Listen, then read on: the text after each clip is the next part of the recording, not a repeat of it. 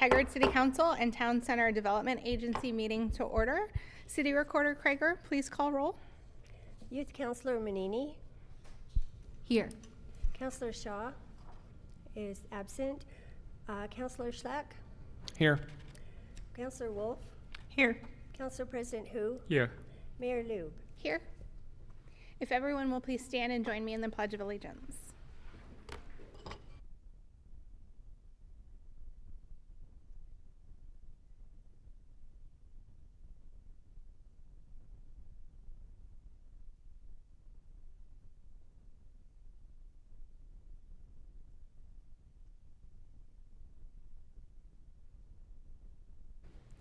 Thank you, everyone. City teammates or City Council, any non-agenda items this evening? None from us, Mayor. Okay, thank you. We will start with proclamations and recognition.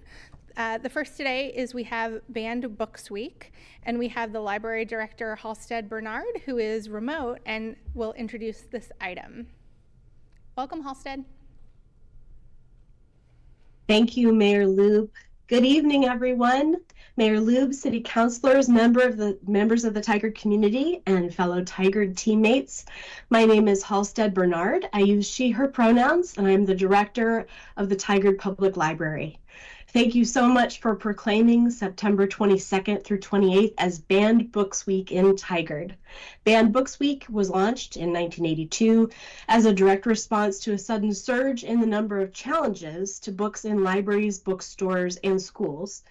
This annual event highlights the value of free and open access to information and brings together the entire book community, librarians, educators, authors, publishers, booksellers, and readers of all types in shared support of the freedom to seek and express ideas. Tonight, we're joined by members of the Tigard Public Library Board, the Friends of the Tigard Public Library, and my library teammates whose work directly supports intellectual freedom in our community. And thank you so much, Mayor Lube, for reading the proclamation.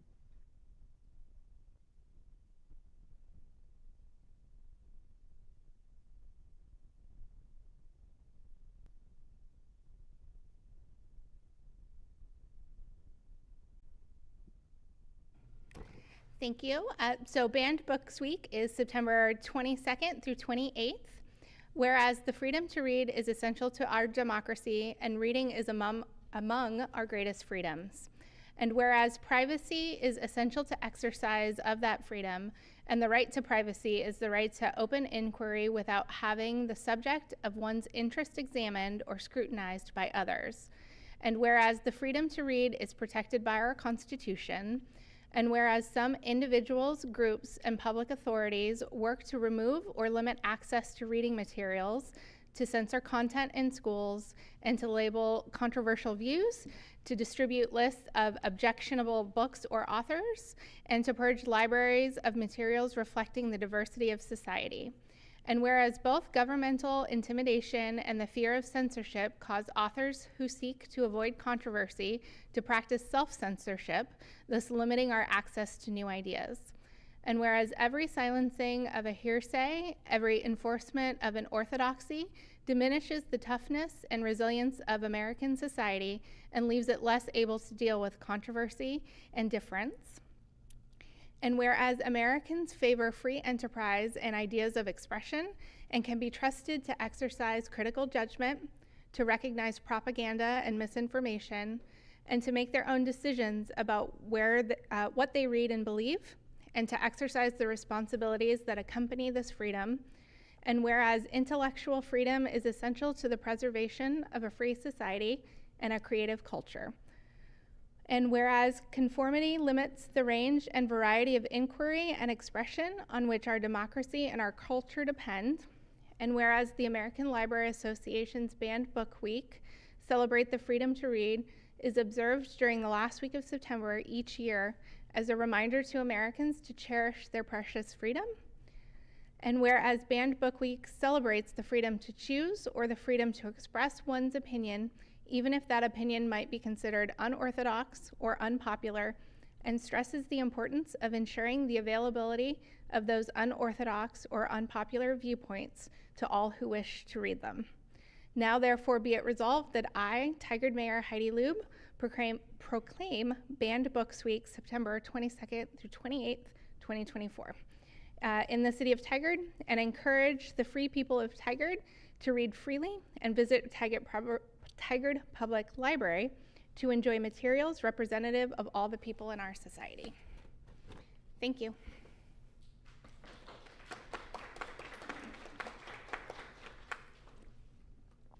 The next item on our agenda is proclaiming Domestic Violence Awareness Month, and I have Police Detective Rennell and Police Community Engagement Program Coordinator Bauer to give a staff report.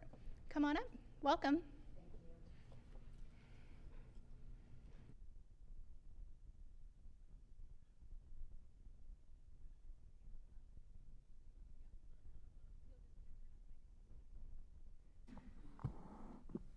Good evening, Mayor and Council and Tigard community. I'm Maddie Bauer, the Community Engagement Coordinator for the Tigard Police Department. Thank you for having us tonight.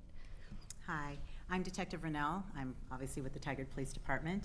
I also run our Domestic Violence Resource Team across the way, and I'm on co-chair for the Domestic Violence Resource Center. Perfect. I'll go ahead and introduce our proclamation tonight. October is National Domestic Violence Awareness Month, and DV is a problem that affects our Tigard community. Nationally, 1 in 3 women and 1 in 4 men and 1 in 2 non-binary people in the United States have experienced some form of physical violence by an intimate partner. Approximately 1 in 15 children are exposed to domestic violence every year, and nearly 50% of child abuse victims in Washington County have witnessed domestic violence in their homes. By raising awareness of this problem in our home community, we can promote prevention and ensure those affected by DV have access to the resources they need. May I go ahead and read our proclamation? Thank you. Whereas domestic violence is a serious crime that affects individuals and families in every community, regardless of age, gender, economic status, race, or religion, but often has a disproportionate effect on communities and groups impacted by inequity. Whereas domestic violence includes physical, emotional, social, sexual, spiritual, financial, and digital abuse, and can occur between family members, intimate partners, and within dating relationships. Whereas survivors of domestic violence often endure in silence, afraid to speak out or seek help due to fear, shame, or the stigma attached to domestic abuse. Whereas more than 1 in 3 women and 1 in 4 men in the United States report having experienced domestic violence, stalking, sexual assault, or physical assault by an intimate partner during their lifetime. Whereas domestic violence impacts vulnerable populations, including children, as approximately 50% of Washington County children who are child abuse victims also live in homes with domestic violence. Whereas domestic violence incidents are some of the most complex and dangerous incidents that law enforcement respond to in our community, putting their lives at risk every day in the belief that a coordinated community response is necessary to support survivors, hold offenders accountable, and work towards ending the cycle of violence. Whereas raising awareness about domestic violence is essential to breaking the cycle of abuse, empowering survivors to seek support, and ensuring that they are met with compassion and resources. Whereas it is vital to educate our community about the warning signs of domestic violence, the resources available for survivors, and the importance of creating a culture of zero tolerance for violence. Whereas during Domestic Violence Awareness Month, we stand together as a community to support survivors, hold perpetrators accountable, and advocate for a future free from domestic violence. Whereas we honor the work of the many organizations such as the Domestic Violence Resource Center, law enforcement, advocates, and volunteers who are dedicated to providing shelter, crisis hotlines, counseling, legal aid, and other critical services to survivors of domestic violence in the city of Tigard and Washington County. Whereas by working together, we can increase awareness, promote prevention, and ensure that those affected by domestic violence have access to the resources they need to rebuild their lives. Tonight, we ask that Mayor Lube consider proclaiming October 2024 as Domestic Violence Awareness Month. I was going to say I can finish, the bottom part here. Now, therefore, I, Heidi Lube, Mayor of the City of Tigard, do hereby proclaim October 2024 as Domestic Violence Awareness Month. in Tigard, Oregon, and I urge all community members to join in this observance by educating themselves about the realities of domestic violence, supporting survivors in their journey to safety and recovery, and committing to fostering a community where everyone can live free from fear and violence. Thank you. Thank you. Thank you.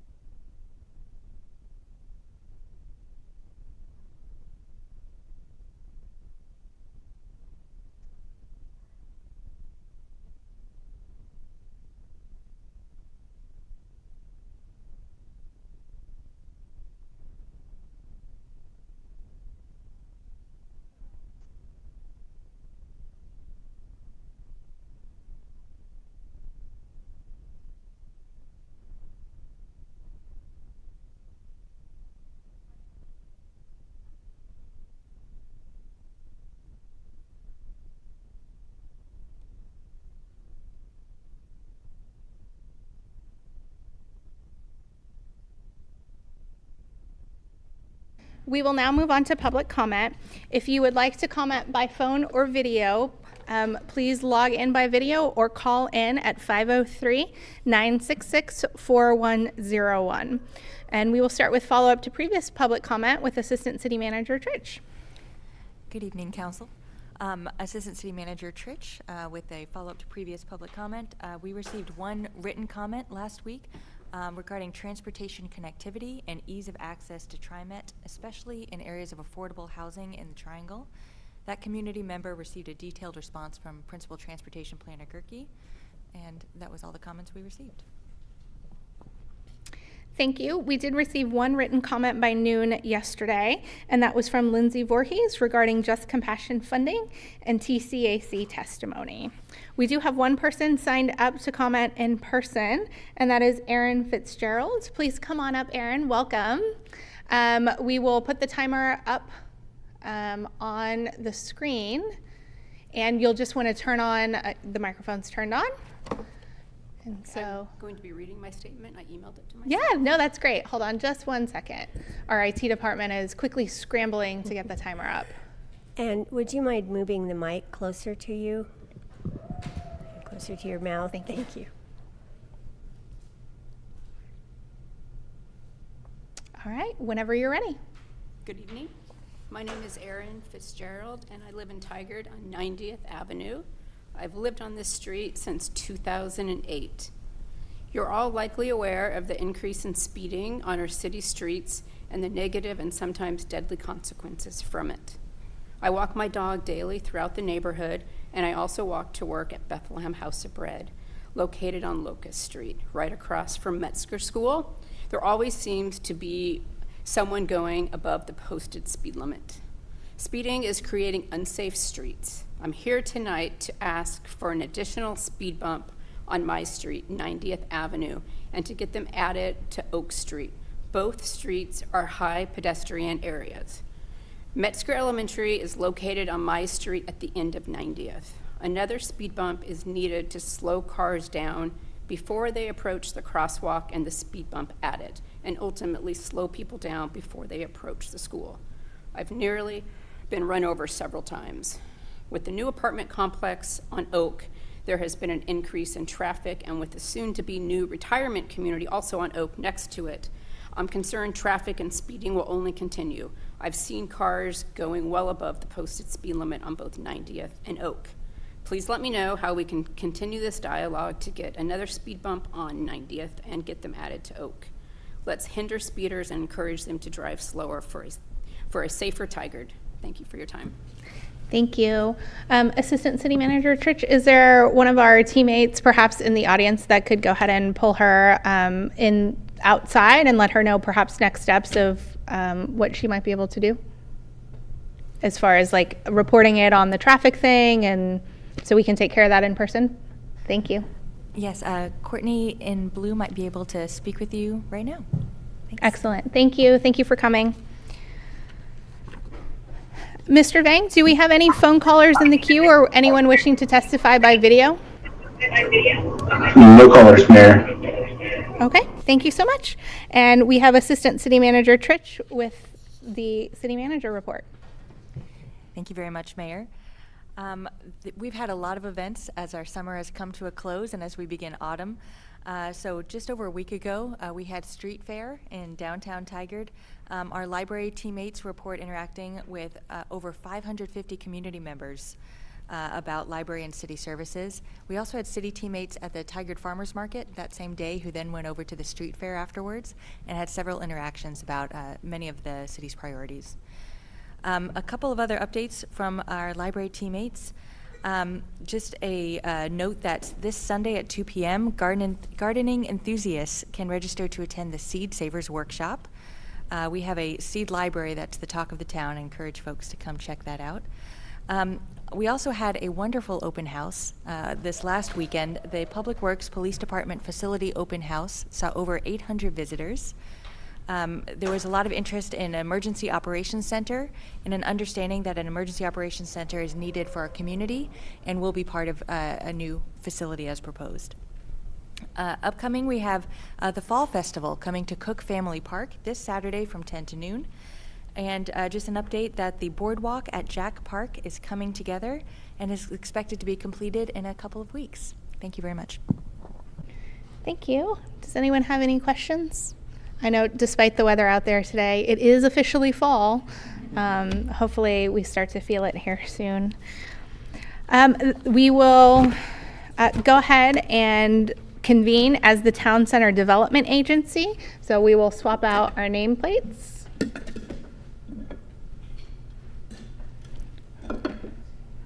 And we have Redevelopment Project Manager Farrelly to give the teammate report on the Town Center Development Agency consideration of a development assistance agreement. Welcome, Mr. Farrelly. Thank you, Chair Lube and the directors of the Town Center Development Agency Board. Tonight, the board will consider a resolution that would authorize the TCDA Executive Director to enter into a development assistance agreement with Just Compassion of East Washington County. The agreement would set the terms for $200,000 in development assistance to complete the new Access Center on Hall Boulevard in the City Center TIF District. The Town Center's Advisory Commission at their August 14th meeting reviewed the request and recommended approval. And in the TCDA budget for this fiscal year, there is $200,000 available in development assistance. Here with me tonight is Michael Austin. He's the Development Director of Just Compassion. He has a brief presentation, and we wanted to leave plenty of time for questions and answered. Michael, come on up. Welcome, Michael. Thank you, everybody.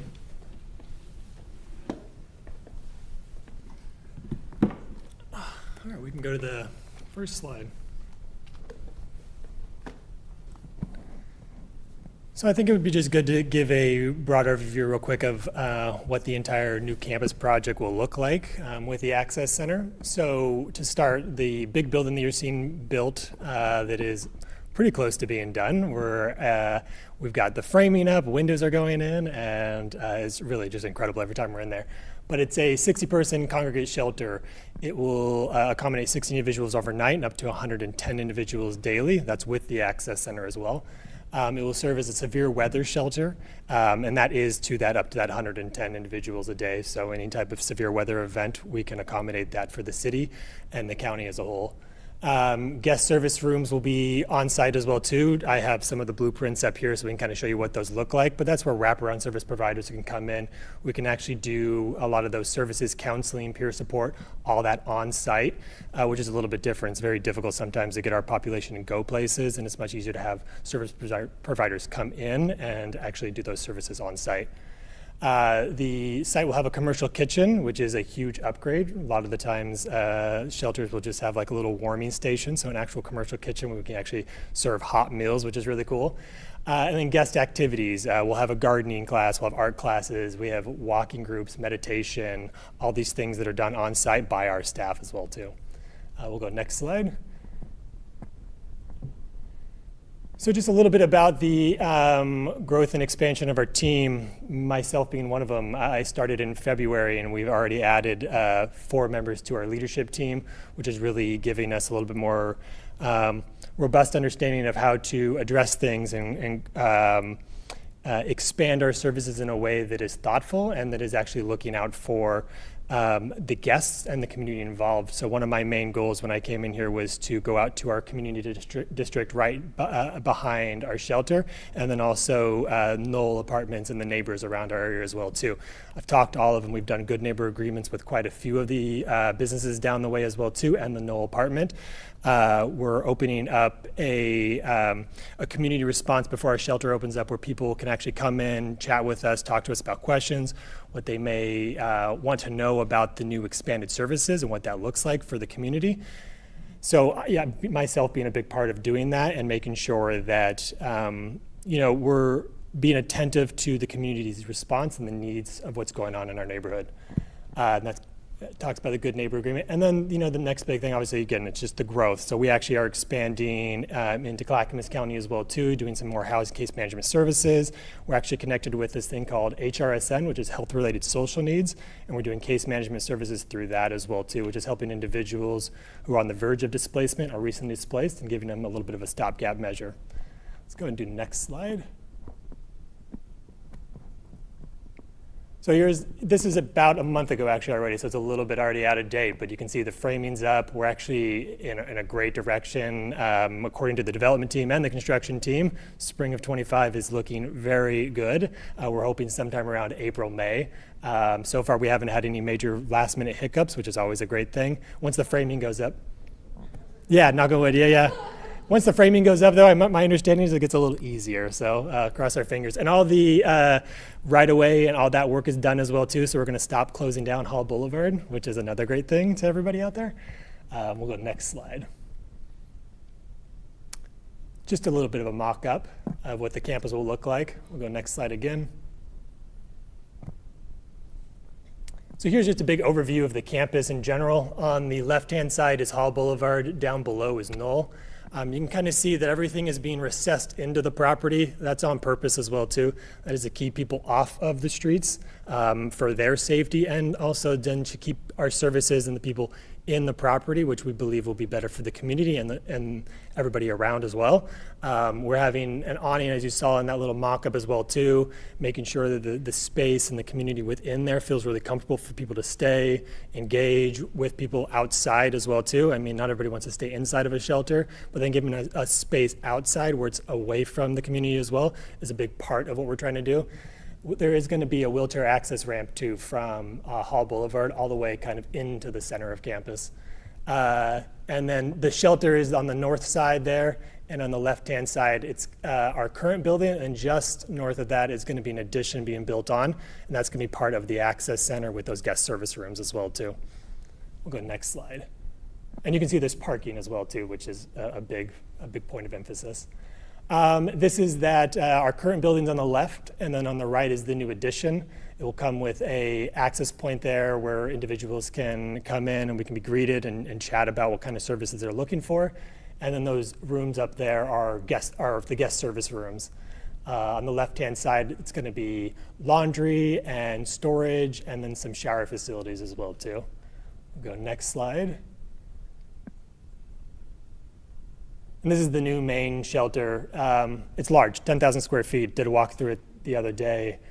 I was very shocked by just the level of the scope of what we're doing there and what we're going to be able to provide, and then just the trauma-informed care we're going to be providing to our guests as well too. How the facility is looking and it's going to feel to these community members, I think is really going to be a huge benefit to them and their long-term outcomes in order to get to housing stability. In the main area, you have the dining hall that can be also transferred into the overnight shelter for severe shelter weather events, I should say. On the red top right, that's our commercial kitchen. Below that are some office spaces and additional guest service rooms. On the left-hand side, we have restrooms, the laundry, and the shower facilities as well too. In our shower facilities and our bathrooms as well, we have like a 15-minute timer that we have, so that if individuals don't come out within those things, one of our staff members can go and check on them to make sure. This has been done in Multnomah County and it has saved multiple lives, people who have accidentally overdosed on fentanyl or anything like that. So it's pretty cool. Next slide. And then just is the slide showing the severe weather shelter beds. I think that might be, I think we have one more after that. Oh, that's just the upstairs. This is kind of just show you what the basic breakout of those individual rooms look like. They're not, all 60 beds are not together. We've broken them out to help with just overall, 60 people in one large room would be really difficult, so breaking that out just makes it a little bit easier. And then there are also some guest service rooms up there with staff as well. Next slide. We were asked at the TCAC meeting to kind of break out our budget, and so this is kind of what it looks like. 10.5 million came from Washington County. The 4 million is ARPA funds, which I know a lot of you know about. Just Compassion through fundraising and other things have raised about 300,000. We had a grant from Care Oregon for 250,000. The Oregon Community Foundation 110,000. And right now we have a gap of about 596,000 that we're hoping to get 200,000 here from the city of Tigard, and the rest of it will be raised a lot from fundraising, but then also a little bit of budget contingency that we're hoping to have left over, and is looking pretty good based on where we're at in the process. So yeah, there's our total budget as well too. And I'd love to open it up to questions and anything like that. Thank you. Council President Hu? Thank you, Mayor, and thank you, Michael, for being here. Yeah. And thank you for the work you're doing with our safe parking lot, which is open this Friday. Excited. So I know. I it's- walked yeah. by, I saw it. It's amazing. Yeah, so I'm looking forward to that. And speaking of safe parking lot, I guess the safe parking lot program is a little bit different from the shelter in that for safe parking lot, there's like screening involved and there's safety protocol as well as agreement to make sure that the participant must behave certain way, otherwise they are out of program. They must stay on the program to find shelter, to find a shelter. But this one, I would guess you would call it a low barrier shelter, right? Yeah, that is the actual terminology. Low yeah. barrier, Yeah. okay. But that doesn't mean it's no barrier, right? So there Correct. must be some protocol involved for keeping your guests safe. And I'm glad, and also the community safe, I'm glad you mentioned that you actively reach out to your community members and have active conversation with them and sign good neighborhood agreement.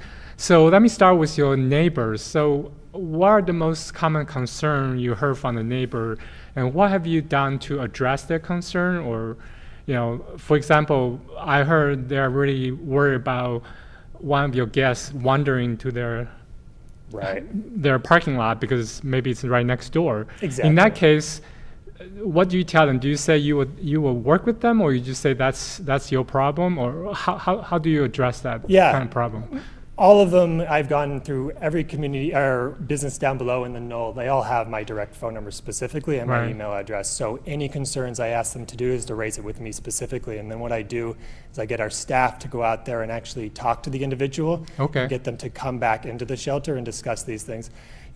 At the end of the day, we can't force anybody to do anything, but we can use techniques like motivational interviewing, harm reduction, de-escalation, and these types of techniques and approaches to actually get them to leave the situation and to come back into the shelter or go somewhere else as well too. In the meantime, there are plenty of other places that they can go to for that. But yes, they directly contact me in most instances, and I then communicate with staff to make sure that we can address that situation.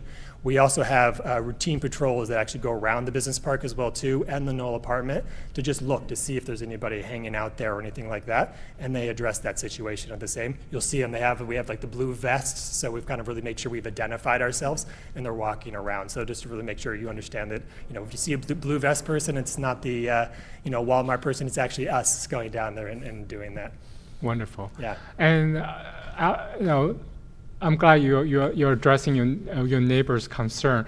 And in terms of guest safety, I guess since going back to that, this is a low barrier, but this means no barrier. Right. So, do you have any exclusion criteria for people who are not welcome at your facility? And if you do encounter those individuals, what are your protocols? Correct, yeah. So our guests, so we're in contract with Washington County for all of our services done at the shelter specifically. So yes, we're a low barrier shelter, and they actually are the ones who refer individuals into our program that they call them permanent bed spots. So they're the ones who actually initiate that criteria specifically on whether they are qualified to come into a shelter. So when they are here, we do have the ability, though, to ban individuals for certain acts of violence or any type of thing that actually endangers guests specifically, and those bans can range dependent upon the offense, whatever it may be. We can't illegally in our contracts, we can't say nobody can come back to our shelters regardless of the matter. However, we do refer individuals back to Washington County and ask them to maybe re-shelter them in a different location as well. But yes, we do have the ability to ban people specifically. And if they do come into our shelter on a ban, we immediately ask them to leave. We do keep a pretty strict understanding that security is extremely important to us specifically at Just Compassion. And so when individuals do that and come back in on a ban, we make sure that they leave immediately. Do you have any written protocol procedures? We do have guest guidelines, and I'm fairly certain we've sent them at some point. It might be actually through Kim Azell. I read through them. Okay. I don't see specifically anything about what kind of criteria you have for banning, and what's the procedure if one of your staff encounter a person on your ban list, or how your staff being trained on those procedures, or or what protocols are in place to manage conflicts or altercations among your guests. Right. So I asked for those kind of things more than 3 weeks ago, and I never received it. All I got is a reply saying that you take safety seriously. I mean, I apologize. I thought we had discussions with Kim and sent guidelines to her specifically when we were talking about security concerns in regards to that. Yes, we do take security very seriously, and we do have a lot of trauma-informed care, de-escalation, harm reduction. All these things are taught to our staff through a variety of things, not only with us internally, but all of them are actually required to do it with the county as well too. So the county actually holds these type of presentations, and our staff go to learn these things, and then we then again build upon those back in the shelter. We have trainings that go on. We have a system called Relias that we use those trainings for specifically. But I apologize. I thought that was if there was a mix-up in terms of that, because Kim asked for the same guidelines as well too, and I thought that that's what we had sent to you. So I apologize if there was a mix-up in that regards. Yeah, I just never received those. So Happy just to- for your background information, in my daytime, I'm a food and drug lawyer working with my client with FDA regulation, and for the past 20 years, I'm used to the practice of if you don't write it down, it doesn't exist. Right. So in this case, I didn't have anything written down on your protocol. So in my mind, I'm trying to say it doesn't exist. Yeah. So right now, because I don't have that information in front of me, I can't reasonably be certain, that your guests will be safe. So that's just on me. But so if you could provide those written document to me, Absolutely. maybe I will take a look at this again. But right now, I have nothing to go on that assure me that your guests will be safe. Okay. So that's where I'm standing. Yeah, and I would just go with, look at our background and what we've done. We've done a really good job at keeping these. You guys have access to EMS and police calls at our shelters as well too, so you can review those. at your will. All you have to do is contact your PD as well too. But we do take security extremely seriously. It's absolutely the top priority of what we're trying to do, not only for our guests who are in a shelter, but for the community around us. We're part of the community as well. And if we're not doing our job, and if our guests are in danger, and if the community is in danger, Washington County wouldn't want to have a contract with us to begin with, right? And so to a certain extent, our organization is reliant on making sure that the security and the measures are put in place. And that comes with 3 years of experience of doing this as well, too. Yeah, and I believe you because last year you applied to be one of the vendor for, you applied to Washington County to be an operator for the Beaverton shelter, which is similar to what you have. Correct. And you know this is all public information. You scored pretty well, but not the best, so you didn't get it. And one of the things they asked is that demonstration that facility staff are trained in harm reduction practices and assertive engagement. So when you apply for those contracts, you must have demonstrate to them you are capable of doing that. Yeah. But again, just unfortunately, I don't have those applications, so I have no basis to conclude. Right, yeah, and I'm happy to provide this. Yeah. And I apologize for the mix-up as well, too. Yeah, so about that. yeah, and I asked them at the beginning of September, so I just never gotten them. So, so I will let the rest of council member to ask their questions. I may have more later. So. Yeah. I'm just going to ask a follow-up question that has sort of what to do with your asking, and then I will ask the rest of my questions later. So what does an exit look like, and what does it look like to the community around you? Yeah, we do try to do as best we can to refer people into another program, regardless of what happens, and we are usually successful at that as well, too. At times, though, that is not possible. So when we do exit someone, we are exiting them to the street. We give them a TriMet card and allow them to go anywhere they want. And we usually, at that time, too, try to identify a specific place so that they can go to, whether that's an additional resource center or what need be. And that's a ban as well, too, yeah, exit or ban, yeah. And is that specifically for just, I assume, just the Just Compassion property and not necessarily for the surrounding community? Yeah. So, I mean, in theory, if they wanted to park across the street, they could. Right, exactly. I mean, you know, whether they can park across the street, that's not for us to legally say they can or cannot do. And so whatever we can do on our property, we do. And again, we try to identify what we can, additional program further support. But when it does get outside of our property, unfortunately, there's just nothing we can legally do in that regard. Understand. Councilor Schlack, did you have questions? I don't have any specific questions about this project. I do have some questions about the funding request. Is this an appropriate time for it? Yes. Cool. So Ask all your questions. okay, thank you. So in general, I feel like this funding request, it's going through the redevelopment grant assistance program through the City Center TIF.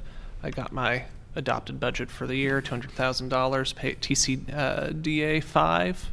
For anyone who wants to look it up online. And I feel like really what this comes down to is, does this project qualify as commercial mixed use or multifamily housing project? Because that's the first eligibility criteria. I totally agree and see how this project can advance community benefits and equity goals and so on, but I feel like it really comes down to, for me, how we're interpreting that definition. So I sort of have my reading of how we get there, but I'd like to sort of fully understand the rationale that was presented to TCAC and so on. Sure, yeah. I mean, the redevelopment assistance program has a set of guidelines, and they are meant to be guidelines. It's impossible to predict every kind of project that's going to come in the door. There are certain points that are awarded for different qualities of the development. But really the impetus for the program is to support new development that is going to benefit the TIF district and the larger community.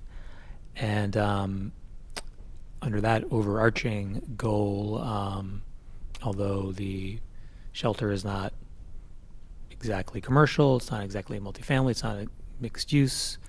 It does have aspects of kind of all three of those with the services provided. The residential portion of it that is providing shelter, bath, food for 60 individuals. So for that reason, using, fairly flexible guidelines, it was considered to be eligible. And again, the guidelines are meant to be guidelines. They haven't officially been adopted.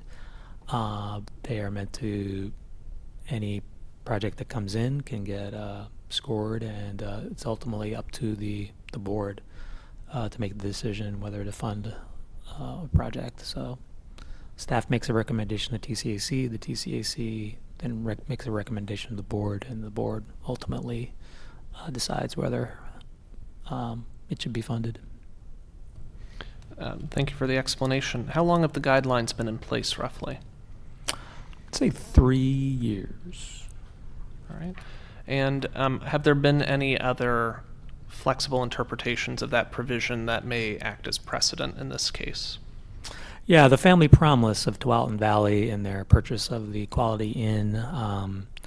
It's another project that is not exactly multifamily housing, but it is providing transitional housing for 70 households, and using that as a precedent, Just Compassion is eligible, in my opinion. And yeah. And that award was done back in 2023, $1 million to help purchase that Quality Inn property and to do some renovations of the property.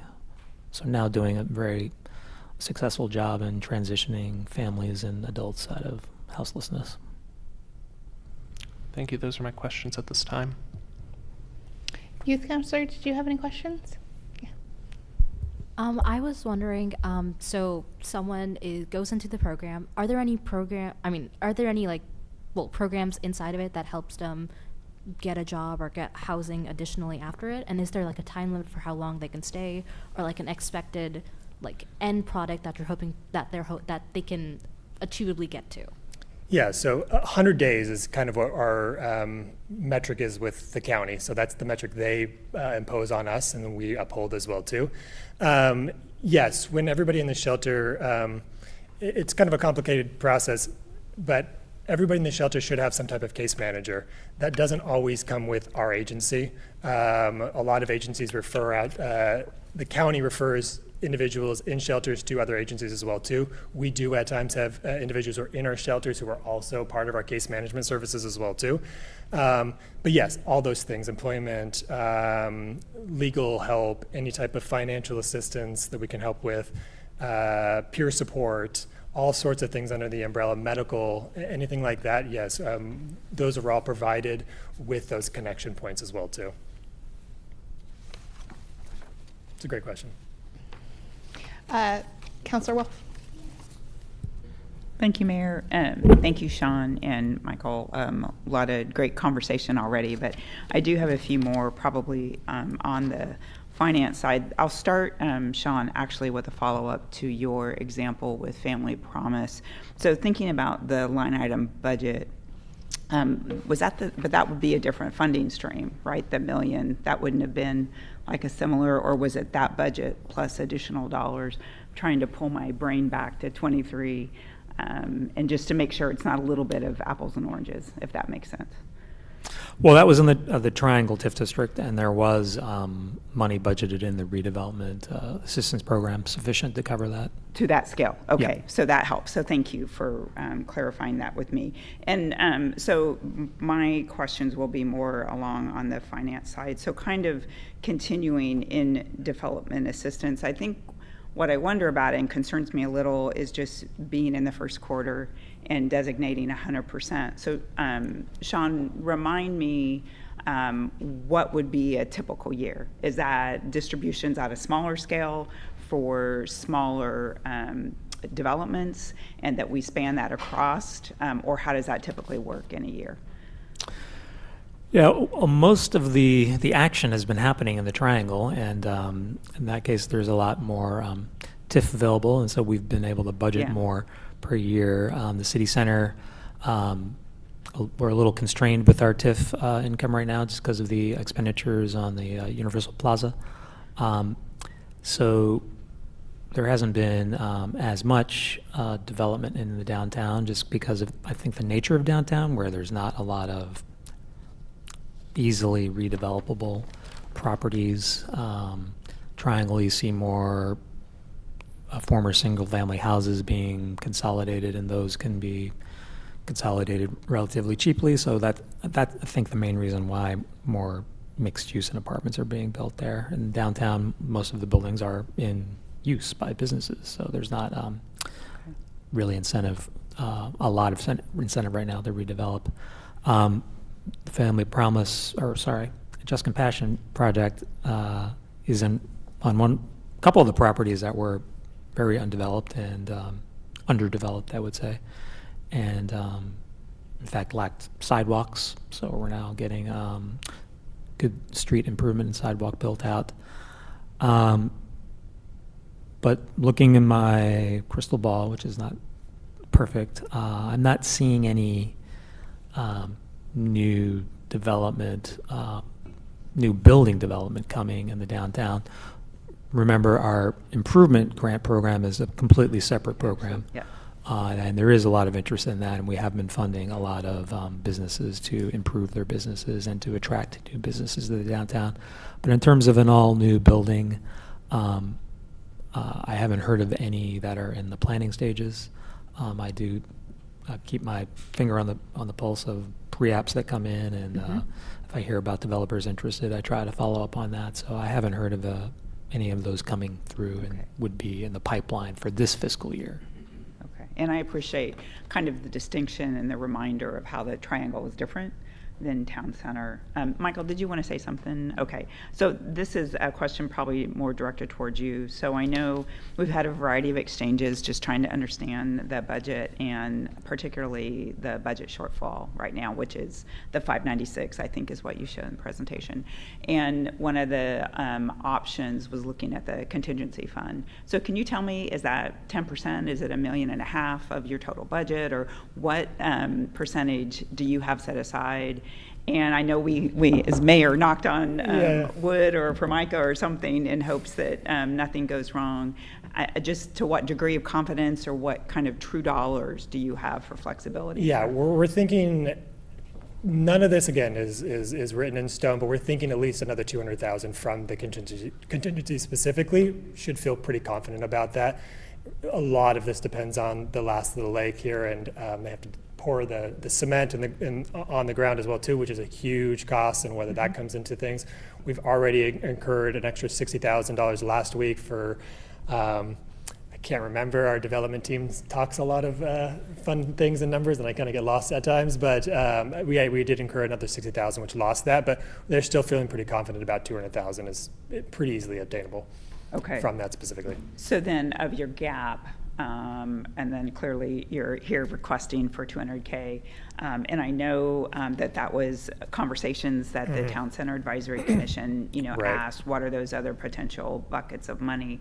And it sounded like there's not a lot of options out there. Correct, yeah. So I actually went out to the TCAC, asked me to go and talk to Family Promise, it was Elise over there, the development director. And then I also went and talked to SEPA as well too, to see if there was anything, Lindsay over there. Both of them gave me great options for other things, but unfortunately nothing specifically for shelter or transitional housing from a capital side. HUD does have an application out right now, but it is for specifically PSH, which we do not qualify for. But the remaining gap, so 200 came from the contingency, 200 from you. That would leave us about 296. As you can see, as you saw, Just Compassion already had raised 300. Our goal is to then have another big, large capital funding drive and a fundraising drive, I should say, to cover the rest of that gap. And that is something we are actively looking at and will be doing very shortly. Okay. And I'm sure, Michael, in that conversation, you also asked Washington County in terms of other funds or around those capital programs. With right. And, with Washington County and things like this, everything really goes through a NOFO, or a Notice of Funding Opportunity, or an RFP, a referral. And so if there was, it would have to go through something like that, which would be, one, not guaranteed, and then two, it would have to be something that they identify specifically. The Access Center funding did come from that, $5 million. That did, we applied for that, and that did go to this specifically, this project, collectively, I should say. Okay. I think that's it, Mayor. I'll hand it back to you. Thank you. Excellent. I was able, as all of you were talking, to mark off some of my questions.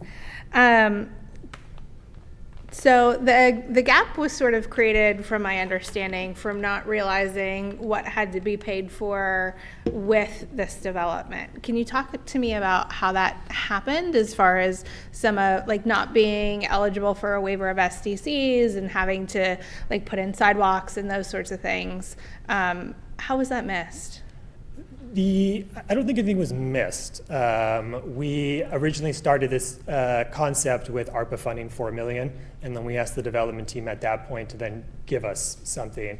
And so at that time, then we put together a budget, and they put it all out there, and then that's when we said, okay, let's try to make that funding possible. And it all started with a shelter RFP that we got from Washington County. And then another RFP from Washington County, and that's where the 10.6 came from.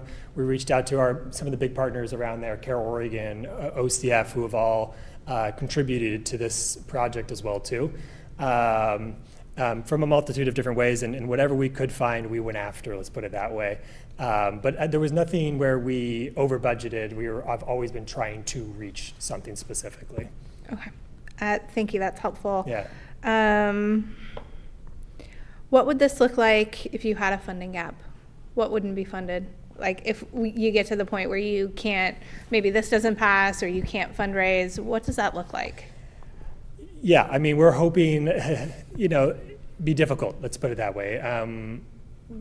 Without the funding specifically here, we would just have to make a really big, large fundraising drive, and it would be very expensive, and whether we would have to delay construction based on that as well, to incur more costs, take out some type of loan or whatever to make sure that this gets done.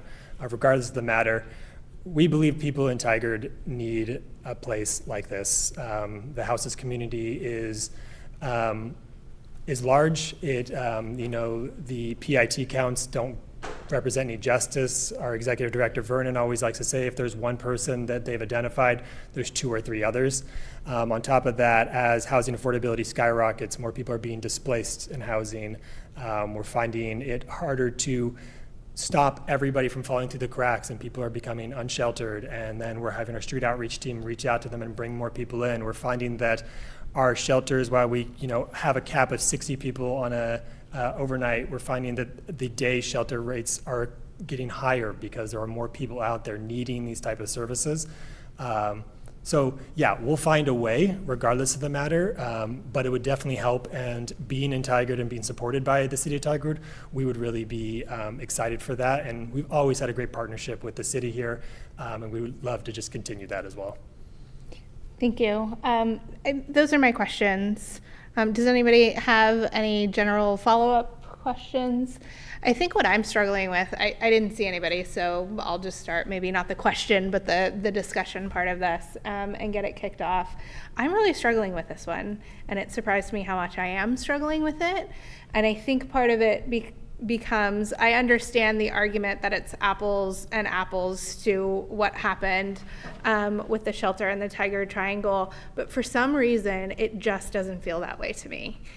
And I'm really struggling with it because it would be all of the funding for the city center, and really thinking about the potential for redevelopment and spurring economic development and those sorts of things. I struggle. I'm really struggling with this one, and I've been struggling with it since we've started talking about it for however long. And that is a really tough place for me because I incredibly support what Just Compassion does. I'm excited that we're going to have some more shelter space for individuals who are experiencing homelessness and those sorts of things. I'm struggling with this as the funding source for it. So I just wanted to be honest and upfront about that. You're welcome to respond if you'd like, or if anyone else on the council also wants to speak. I just wanted to point at the goal of I was struggling for the words before, but the goal of the redevelopment assistance program is to incentivize and support private investment that furthers equity goals and maximizes community benefits. So that's the overarching goal of the redevelopment assistance program. Thank you. And I apologize, I've been calling everybody counselors. We are directors. Director Wolf. That actually sounds more familiar. Michael, so the only thing that I just feel like I need to say it out loud is I so appreciated your advocacy for Tigard. And this is the one time I totally understand the regional model and the regional spirit of supporting those in need. But I think for me that wrestle is this is where it helps Tigard because we, in terms of development of sidewalks and some of those things which are important for all our community. I think we all know that it's not just about investing in Tigard and then supporting individuals in Tigard in search of shelter. It's really the greater community, and I'm an advocate for the greater good always, but this is where my pull is, right? This is an investment that we're giving, and it's for the greater good, and that's a tug for me to say that out loud, and I sound like an awful person, and I don't mean to, but that's a personal pull for me, I guess, and I hope that makes sense. Yeah, no, I mean, I appreciate both of these comments as well, too. First off, I'll say I'll start broadly and really go and hit home at the aesthetic standpoint of it as well, too. This building that we're developing is not, we did not go in there and gut a building apart that was already whatever. This is a brand new building. It's going to have state-of-the-art features. It's going to look like, it's not going to be a sore thumb in the community as well, too. So this is something that you're investing in the community for a long period of time, and say we do end up getting rid of houselessness and no longer people are living on the streets, this thing would more than likely not go back to the community and be plausibly a center where another nonprofit can come in and make this into, I don't know, for the youth or for anything else. But this is not we did not make this specifically for just houselessness and developing that. We made it for the community as well. That came with the greenery that we're going to be putting into the space, the covered area as well too, the trees that we're going to actually be planting on there, the landscape that we're doing on property. I mean, these are things that, in my eyes, give back to the community in that way specifically. And then, at the end of the day, I joined Just Compassion in February, as I mentioned. I actually am a business owner as well, too. My wife and I, we own 2 businesses in Portland specifically. One of them is an online-only business, but the other one is actually in North Portland. It's called Origin Story. It's a little shop up there that we sell locally made goods, including my wife's clothing in the shop.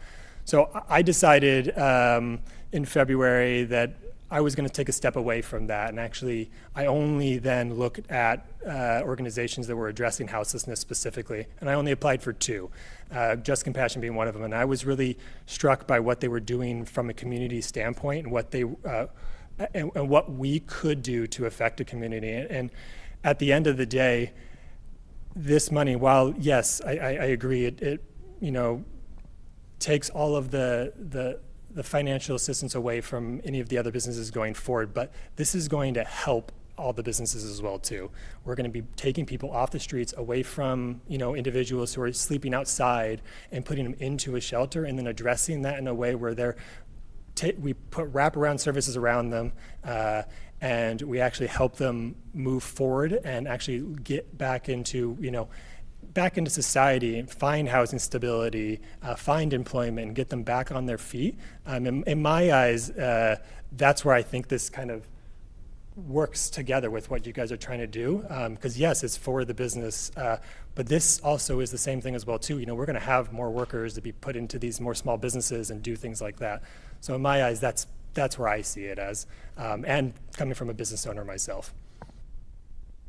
Director who? Thank you, Chair Loop. Michael, thank you for sharing your personal story. And during the TCAC meeting, one of the local business owners echoed your sentiment that this is actually good for business, right? Especially downtown business. So I have to agree with you on that. And I really appreciate your passion for serving the unhoused individual in Tigard. But I already talked about one of my obstacles is lack of written thing about safety. But another one I also still share with the chair and Director Wolf is, it just doesn't somehow feel this is the right amount of fit for the money. That's where it's going to go, and also the fact that you said that even without this money you will find a way forward. It doesn't help your case, in my opinion. It's like, if I want our public money to go to places or people who really need it. And just personally, I support Just Compassion's costs, and some of those $300,000 private donation are from me. Just be out there. But I'm wearing the hat of a director or a counselor. So this is not my personal money. So I have to treat it differently. So I just want to tell you, I'm struggling with public money. I mean, with my personal money, maybe if you have fundraiser, come back to me again. We can talk. But this is public money, and I'm struggling. No, totally. And I'll go back to my statement before, which was, if we don't get it, we will have delays as well, too, as mentioned, which will incur more costs. What I was trying to exemplify is we believe that this needs to be done regardless of the matter. So regardless of the matter, we will find a way, right? What we're coming here today is ask the City of Tigard to partner with us into making this happen. Washington County, Care Oregon, OCF, all of these partners around here have done that with us as well too. And so what we're doing is we're trying to come to Tigard and ask for that assistance and that help to build this community together. And being in your backyard and in the partnership that we've had, we feel like it's a natural fit in that regard. And we would. Well, if we didn't receive it, we understand. Let's put it that way, regardless of the matter. I mean, if we have budget for $1 million, maybe that's a different story. But this is the last bit of our money for that district for the rest of the year, and I don't know. I'm struggling, so that's all I can say.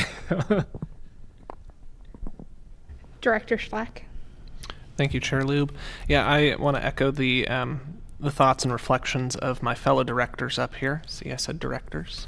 And, for me, I understand how this meets the overarching spirit of what the fund is for. I just sort of struggle with, we have an overarching goal of, community benefits, equity options, and so on. And then we have a very specific eligibility criteria of commercial mixed use and multifamily housing projects. And that's kind of where I feel like we can stretch what's happening into meeting that eligibility criteria. But when I read through the document, I read that eligibility criteria, I'm just not yet convinced that this project meets that eligibility criteria. That's, for me, it's sort of a technical black and white issue there, unfortunately. So that's where I'm at in this conversation. That said, I feel like if we as a board of directors feel like that eligibility criteria is too restrictive, we should update the guidelines to be more all-encompassing of what we actually intend for those funds to be used for. But, this is my first TCDA meeting as a director. I'm reading through the documents, making my interpretations of what the intent is, and I just, I can't get there if we were to have a vote, tonight. Thank you. Do you have anything that you want to add, Youth Counselor? This might be a bit of a basic question. When does the fiscal year end? So it is July to June. So we are 2.5 months into the fiscal year, which is, I think, part of the what we're trying to overcome and understand, making a decision that would take away and use 100% of the development assistance that we have available in the budget, not knowing for the next 9-10 months what could potentially come before us. Would it be possible to delay funding? Well, that was going to be my question, I think, to the TCDA board, if there would be an appetite for a lower amount, so it wouldn't be 100% of the ask, with the potential of coming back later in this fiscal year, or holding, all of the funding until later. Like, what the appetite is for either of those options. Director Wolf. Thank you, Chair Lube. And I appreciate posing the question, because that's where my mind was sitting, recognizing Sean's perspective on what might be those opportunities in the coming year. I would like to propose 50%, 100,000, and then it could be revisited, but it's kind of subject to other opportunities. And to Director Schlack's comment on the guidelines, so I do think there's an opportunity there to expand it, but given the president of Family Promise in the Triangle, I'm comfortable with saying that this is an opportunity. I'd also like to see the protocols or some of the questions that Director Hu has asked, that somewhere there was a disconnect on getting that information, that be provided as well. Absolutely. But I appreciate the question, and I would be interested in having that conversation. Thank you. Director Hu?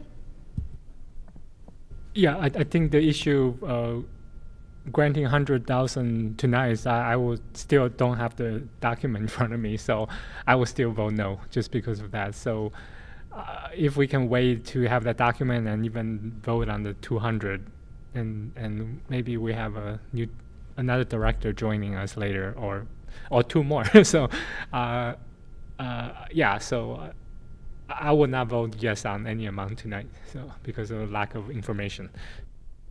Okay, I'm counting votes in my head. So I guess my question would be, as far as timing and also understanding building and delays being more expensive and those sorts of things, would you feel comfortable with a smaller amount once you got the documentation and revisiting at a larger amount later? Because I think probably in the eyes of just compassion, and forgive me if I'm putting words in your mouth, some money is better than no money. And so that's just what I'm trying to ask. So I think universally that there's probably not going to be a vote tonight, but a delay on continuance on this particular topic, but trying to figure out the next time we meet if it's farther in the future or maybe closer after additional documentation. And apologies about that too. Again, we have conversations with Sean, and Kim asks us for a thing. I thought that when Kim was asking, she was saying it was for the counselors specifically. So when I sent the guidelines to her, I just assumed that was already in your possession. I apologize. Disconnects happen. Yeah. So I'm hearing that open to a different amount once documentation is received. I will work with the assistant city manager and the city recorder to figure out when the next return date would be after sufficient additional information. Shelby, do I need to continue it or make any sort of action or a vote? No, because it's not a land use hearing. It's at your discretion. Excellent. So we will just verbally continue this to the future date to be determined. Thank you all. Thank you for Appreciate the it. robust Yeah, discussion. We appreciate it. And we will go ahead and reconvene as the Tigard City Council. And we have our community organization update. And we have Finance Confidential Executive Assistant Bartholomew to give a teammate report. Welcome.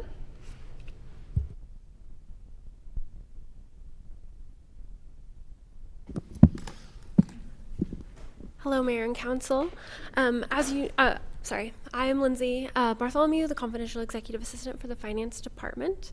As you know, the City of Tigard Social Services and Community Event Grants provide funding to a variety of community organizations that deliver services to those in need in the community, or which offer events that promote a greater sense of community. We have invited a few of the FY25 grant awardees to share with you about the organizations and how city grant funds are being used to support the Tigard community. 2 organizations will be presenting to you each month between now and December. The 2 organizations presenting to you tonight are Project Homeless Connect Washington County and Assist, which is assertive SSI service team. Thank you. Thank you. And we will go ahead and welcome up Kim Marshall from Project Homeless Connect. Kim, the floor is yours. Oh, we love handouts and those sorts of things. Thank you.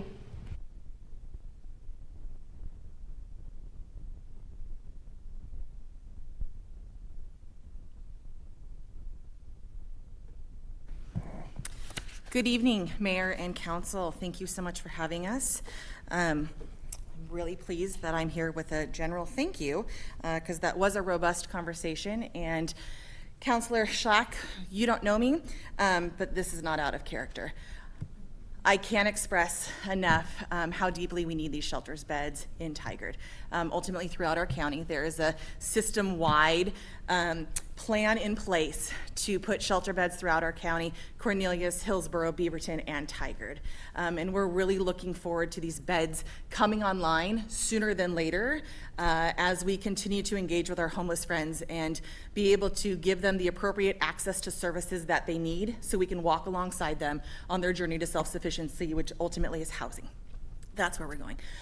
So I am going to just advocate for any funding that we can always do.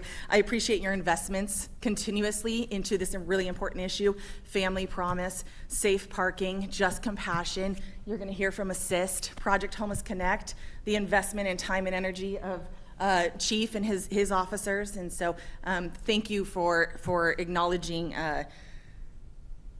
how large and robust this issue is, and that's why these conversations have to happen, and then the importance of it. But let's have some fun. Let's change it up. So, Project Homeless Connect, we serve homeless friends. Our goal is to move people into housing.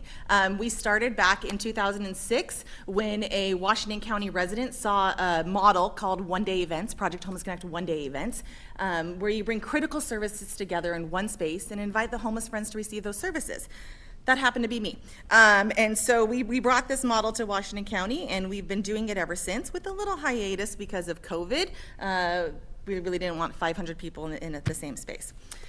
In your packet is a brochure about our services, what we do at Project Homeless Connect.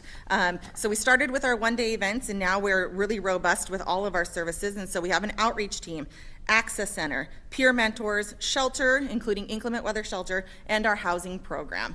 Very similar to Just Compassion, which is one of our favorite partners, doing similar work, because one of our goals is that we want to be able to, when we have a homeless friend come to us and say, hey, I really feel connected to Tigard, we want to say, great, we have a wonderful partner in Just Compassion, and we're going to send you over there to either go to the Access Center or get into shelter, those types of things. We at Project Homeless Connect do have shelter here in Tigard. It's the non-congregate motel model that really came out of COVID, and then other funding has been directed towards that, and so we have folks located here in your city. I am on the CHART committee with everyone, and I also sit on the GAP committee with Councilor Yu, who for the Tigard Chamber of Commerce. So we're invested here.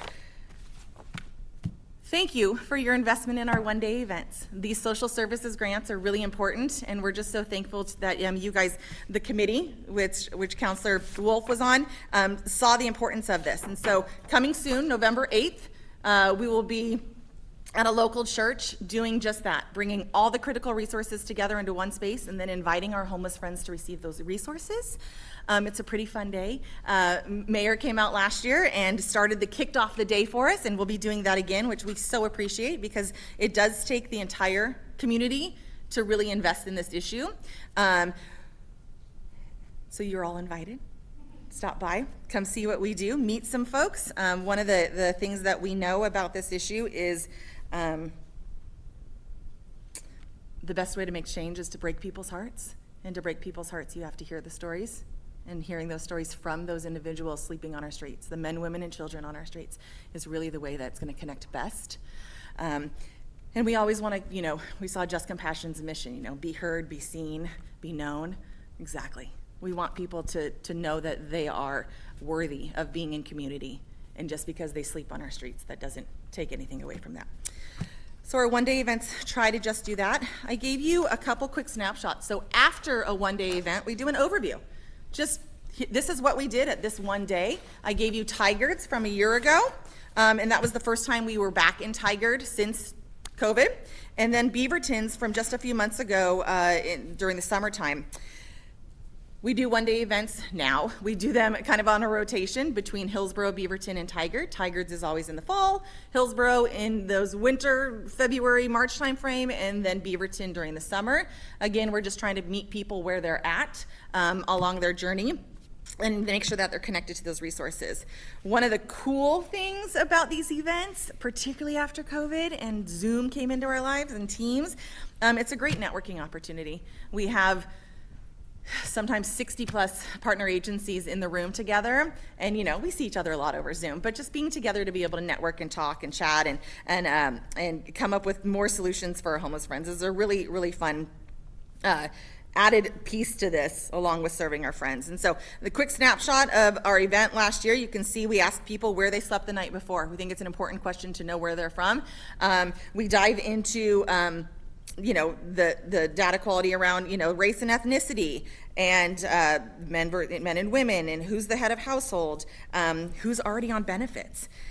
We always have sponsors, and they're usually local to the city that we're going to be in, which we love. We love when the community shows up in those major ways. One of our biggest areas, I'm not going to say of need, but of want, is haircuts. And it's always been true from the first event in January of 2007 to today. It is where we see a wait list happen and a line builds up, and everyone wants a haircut. And as time has gone on and we've asked for people's stories around it, really it's just about physical touch. And a haircut isn't a priority, right? Where am I going to sleep tonight? How am I going to find some food? Can I brush my teeth? Where am I going to use a restroom if there's a restroom available? So haircuts don't come into that priority list of living every day, that livability. So it's my favorite area to be in during the day, because a transformation happens, physical touch happens, and then just the physical transformation, which is really cool to see. At our first event, I have pictures, like actual pictures, because it was back then, and it's the gentleman before his haircut and after his haircut, and you can see it. You can just see it from his face, and what he said to us is, I can go visit my mom now. So really cool moment. So we just wanted to give you, again, a shout out. Thank you, City of Tigard and your social services grant, for investing in this and being a part of this one-day event with us. We hope to serve hundreds of people again, bring all of the community together in a tangible way. We're partnering with local chiropractor and massage and food and coffee, and all of the pieces are really here in Tigard, which we love, because it's a great snapshot of the community coming together and serving one of our most marginalized populations. I'm open to any questions. I could keep talking. So I will just start. I did attend last year, and if you have the opportunity to stop by anytime during the day, please do. It is absolutely incredible to see so many resources and so many people who care under one roof, to just all be there. We talk about it often for our homeless friends. It's challenging to move about the county for different things, and it is really a hub for a lot of the things to be right there. And your comment about haircuts really resonates, right? Like, how good do we feel afterwards when we feel taken care of and fresh and new? And that's somebody who gets to shower every day if I want to. And I still feel fabulous sometimes walking out of just being pampered a little bit, and what a gift it is to individuals who haven't had that, and it's really transformational. So thank you for everything that you do, and again, please stop by and visit. Questions? Anyone questions? Has anyone been to one of these events before? Did you know this existed? You may not, right? Yeah. It's a one-day event. Councilor Schlack. Yes, and thank you, Kim, for the presentation. Yes, I do recall your organization from the Social Services Grant Program that Councilor Wolf and I served on as a budget committee member. And yeah, I was just really impressed by your program when I first learned of it, learning about haircuts, getting help with dental care and stuff like that, just things that a lot of us do take for granted, and being able to provide for one day an opportunity for our unhoused community members to get those services. So I was very happy to provide that funding, or vote for that funding, as part of that subcommittee, and I'm glad that you all are doing great work in our community. Thank you. Thank you. And yeah. Thank you for your time. I will welcome up Melanie Calvin with ASSIST, which is Assertive SSI Service Team. Welcome. Hi, thank you. I too. You have brochures too. I don't have. Excellent. Who might be interested? Probably all of us, please.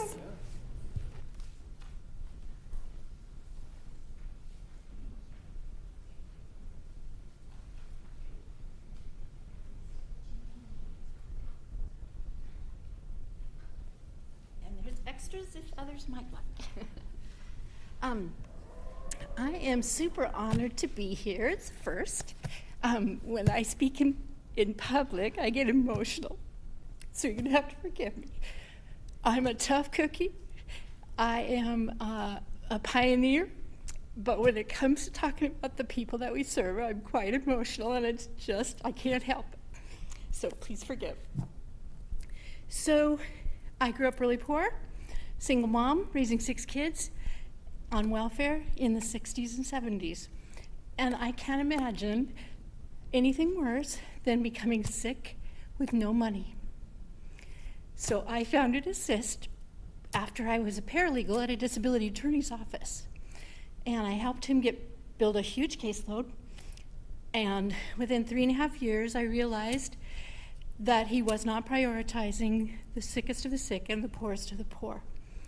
Social Security disability benefits has 2 programs. One is based on FICA taxes from your wages, and the other is based on, it's a federal general fund type safety net program. Welfare, TANF, food stamps, and SSI for the people who are disabled, born disabled, or become disabled and have not been able to work for a long time. So what happened, and I will keep my personal story short, is when I asked the attorney, I helped him build a caseload of 700 cases. When I asked him if he would allow me to go through all 700 cases to find the people that needed these benefits the most, he said no. So at that point, 3.5 years in, I realized that this was one form of administrative federal law that allows for a lay representative. And I contacted Central City Concern in downtown Portland and talked them into allowing me to carry a caseload as a lay representative of my own for them, for their indigent people that they started, or that they worked with. They have a lot of comprehensive services. So that began a whole new trajectory in my career. And while the few years I was at Central City Concern, I helped over 300 people file applications. And what I learned in this system is that all of these disabled families and individuals that become disabled, they have to fend for themselves to approach the Social Security office directly. I need a tissue. Darn it. I'm sorry. I should have prepared for that, knowing how I am. Oh, thank you. I promise not to digress too much more.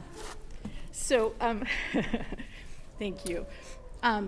So, what I learned is that I learned how to make a really good case for a judge in preparation for a disability hearing, and I have a chart here. This is it's a little bit visible for you. These are the tiers of the appeals process in the Social Security disability application process. Each one of these tiers takes a year at least.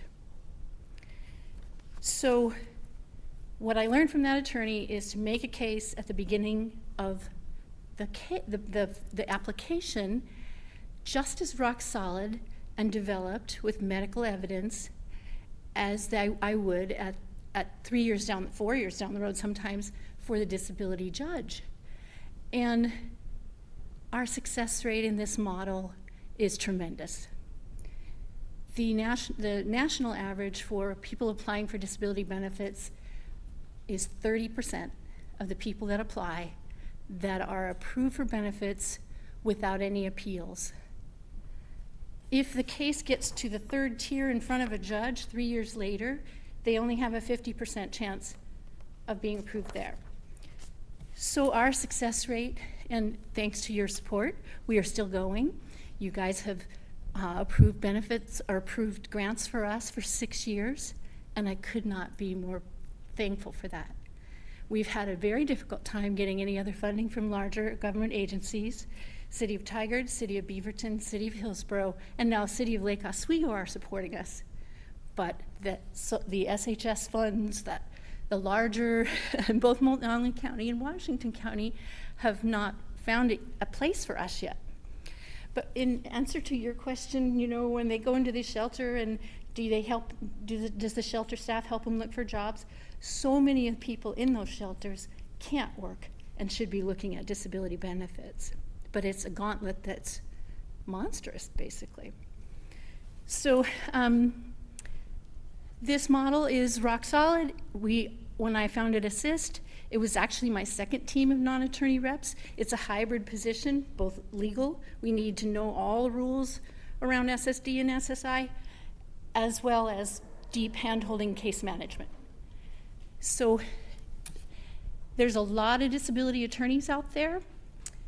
I try not to compete with them in the fact that we take cases that they're really reluctant to take because of all the other barriers, lack of phone, lack of an address. We use our office as a care of address too. We handhold our clients to the point where we can get them over that long finish line. So I wanted to just quickly give you a status update here. Over the years, we've served 74 Tigard residents. We have 6 active cases now. And we do a tremendous amount of education as well. I actually started 2 companies at once. I started a training company for social workers to learn more about it and assist the casework part. And we do tremendous amount of consultations for free as well. So any of the grant funds that we braid together to keep Little Assist going is partially to fund the educational piece in this world, in this section, this realm. So I did want to tell you that we recently won a case for a Tigard resident. His name is Kevin. We started his case in 2017. He's a young man, transgender, tremendous physical problems, but also an overlay of a lot of mental health. And darn if we, 7 years later, finally prevailed. His case went all the way up to the court case, to the appeals council, another review above the judges, all the way into federal court. The federal court's dockets are packed with Social Security cases. And so the mission here that you guys are supporting is to keep these people who need these benefits the most. There's the most severely disabled, who the more disabled they are, the less capable they are of handling this gauntlet. And we keep these tough cases out of this gigantic 1.5 million case backlog nationally. So my last thing I want to say is I would welcome any advocacy from you all with Washington County. We've been working in Washington County for a long time. They have not been able to find a place for us, even for nominal funding for even one of our positions. And I guess with that, I would wrap it up. Tell you how much I appreciate your help. When starting a nonprofit is so much work, and learning how to write the grants, getting some grants, small or large, it's just quite the journey, and Tigard was there for us. Thank you. Thank you for the work that you do. Thank you for your advocacy. And yeah. Questions, comments? Thank you. I mean, I'm honest, I didn't know this existed. We're very small. That's my But team. what an incredibly needed service. I mean, 1.5 million cases of backlog. That's incredible across the country. At all tiers of this national appeals process. Yeah, Council President Hu. So in terms of advocacy, is there anything that we could do at the federal level? I mean, how do we advocate? I assume this this regulatory framework is just a nightmare for even people who are healthy, right? So Yes, it's a nightmare. so I will use your word. yeah. So I've been at this 20 years, and I can tell you just this year, we got some the federal government is broken up in regions. We're in Region 10. Little Assist just got the attention finally of one of the regional communications directors, and I have just what would be the equivalent of congressional liaisons, hear from constituents on all kinds of stuff, VA, and they have backdoor channels to people in the Social Security office, and I've been finally acknowledged my program as a model that they would like to see disability attorneys replicate. And I've been granted a direct communication line the same way that congressional officers, the congressional liaisons have. So I have finally, after all these years, a really good backdoor to help unravel some of the problem cases. Did that answer your question? And over the years, the last 20 years in particular, the number of people approved, even though our aging population and the population growth in general is increasing, the number of people that are approved has continued to decrease every year, especially during COVID. Did that answer your question? I'm sorry. Sort of, yeah. Yeah, I think we can further this conversation to perhaps have conversations with our congressional representative or different things to see that we could do. So I've to be definitely continued. explored congressional funding, and I'm not seeing any opportunities with that. I would really welcome letters of support that I can disseminate as needed if you were interested in something like that. But our congressional offices are on speed dial here at Assist. So just as a general policy, we don't give we support, but if there's something that you want to go after, please contact my office and we can turn those around very quickly. Okay. We write specific letters. Awesome, thank you. So if there's something you're going after, we're happy to write a letter of support for you. Beautiful, thank you. Yeah, thank you so much for being here today. Thank you so much. Have a good evening. The next item on our agenda is an intergovernmental agreement with Washington County for community connector shuttle stop enhancements. And we have Principal Engineer Furman here with us today and guests. Welcome, come on up. You are also welcome to use the tissues if you need them. Yeah, hey, transportation connection.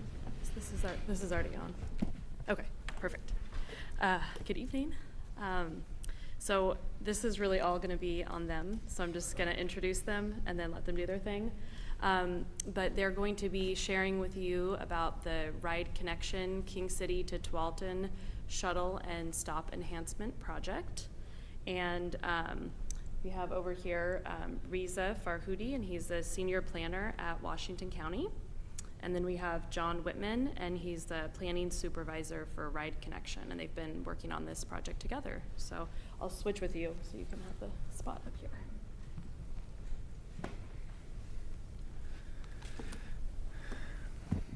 Good evening, Mayor and members of council. We're delighted to be here this evening. Thank you so much for having us. So yeah, we're here to talk about Ride Connection's brand new shuttle that's just launched yesterday. It's the King City Link is the official name, and as well as the stops enhancement project that we've been working on to build shuttle stops along the route. Next slide. Again, my name is Reza Farhoudi. I'm a senior planner of Washington County, and here is John Whitman. He is a planning supervisor with Ride Connection. Next slide. So at this presentation, we'll be talking about the transit development plan and how this shuttle route came to be, and John will also provide an overview of Ride Connection and all the services that they provide within Washington County. We'll then get into talking about the new King City to Tualatin shuttle, and then we'll talk about the shuttle stop enhancement project specifically, and then there'll be some time for Q&A afterwards, and hopefully we can improve the IGA that we've been working on with your staff. Next slide. So if you're not familiar, Washington County is required every 2 years to develop a transit development plan. This is part of the statewide Transportation Improvement Fund. So all transit agencies and transit service providers in the state are required to complete this plan every 2 years. And what it does is it unlocks the ability for us to use the payroll tax revenue that's earned in Washington County to be able to spend on critical services. And so we're responsible for the area in green. It's the portion that's outside the TriMet service district in blue, as well as the SMART district you can see in orange. So we are responsible for the service in the rural area. We also help facilitate connections into and out of the district, the TriMet district. So we work closely with our partners in Tillamook County and Yamhill County to be able to facilitate that service.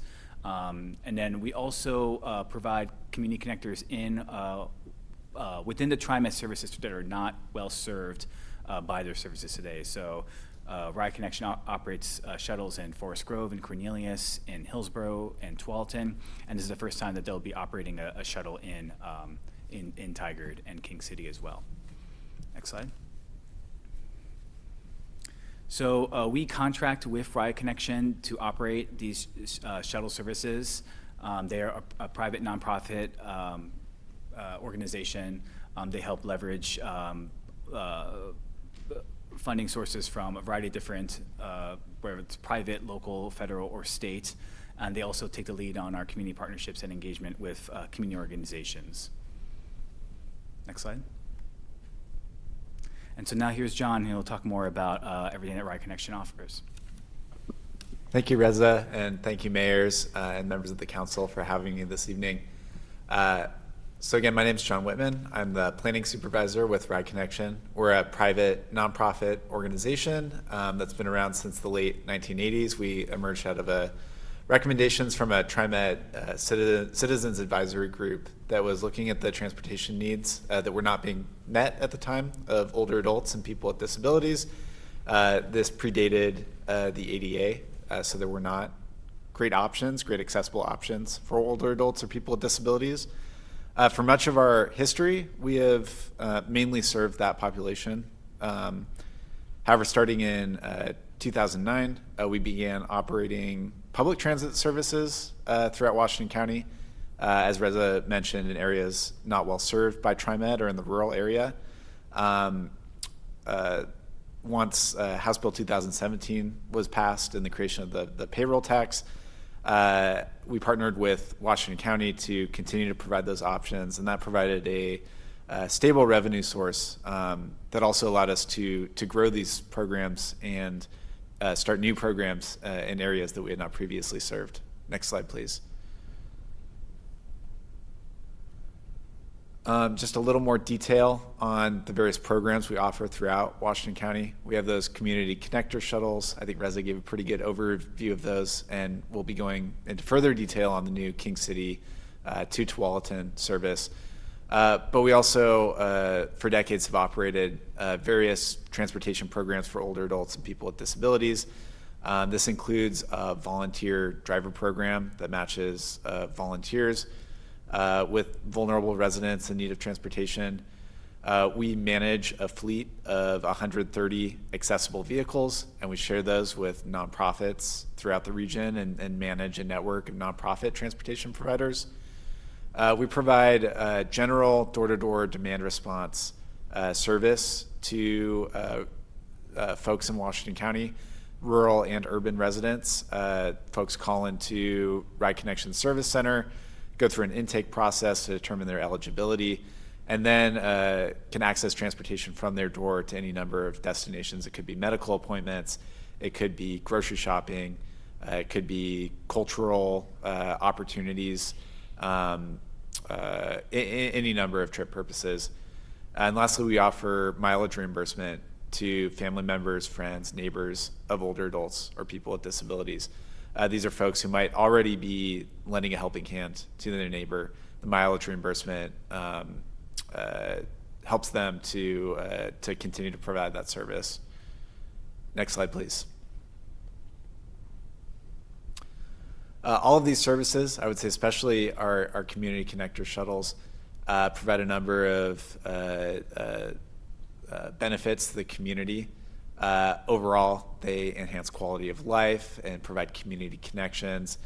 They open up access to jobs, healthcare, shopping, and other services. In many cases, these might be the only transportation options open to folks accessing them. Provides mobility for residents and commuters who do not have access to a vehicle, especially in cases where people are taking a reverse commute or a commute that wasn't always possible on TriMet or other fixed route bus. Provides transportation options for older adults, people with disabilities, and students. We've seen a lot of high school students especially using our shuttles in Forest Grove and elsewhere. Provides safe transportation options during inclement weather. That could be extreme cold or ice in the winter. It could be extreme heat in the summer. It's becoming increasingly in need. And lastly, it opens up the wider transportation network to folks. We're often providing first, last mile transportation to community members as well, and that opens up the TriMet system, provides access to SMART, Point, Yamhill County Transit, any number of other public transportation providers. Next slide, please. So I'll go a little bit more into detail about the King City service. Since about 2004, we've been operating the King City Rideabout shuttle. This was funded with some funding we received from TriMet through their general fund dollars. And this is really a targeted shuttle for older adults and people with disabilities specifically who might live in King City. It's a circulator route throughout the community that connects folks to shopping at King City Plaza, Safeway, Trader Joe's. And it was in operation Wednesdays through Fridays with about 4 round trips per day. So not a lot of frequency, not a lot of coverage. Washington County, as they were doing a transit needs assessment, and Ride Connection helped them with this a few years ago, identified King City and the surrounding area as still having quite a few transit gaps, despite TriMet service on Pacific Highway and this existing Ride Connection service. Next slide, please.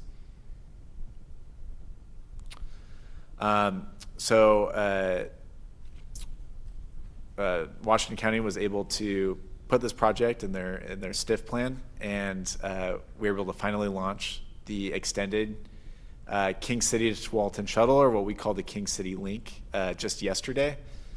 It's funded, like Reza said, through the payroll tax, statewide transportation fund improvement fund revenue that's distributed to Washington County, and then Ride Connection through TriMet's regional coordination program.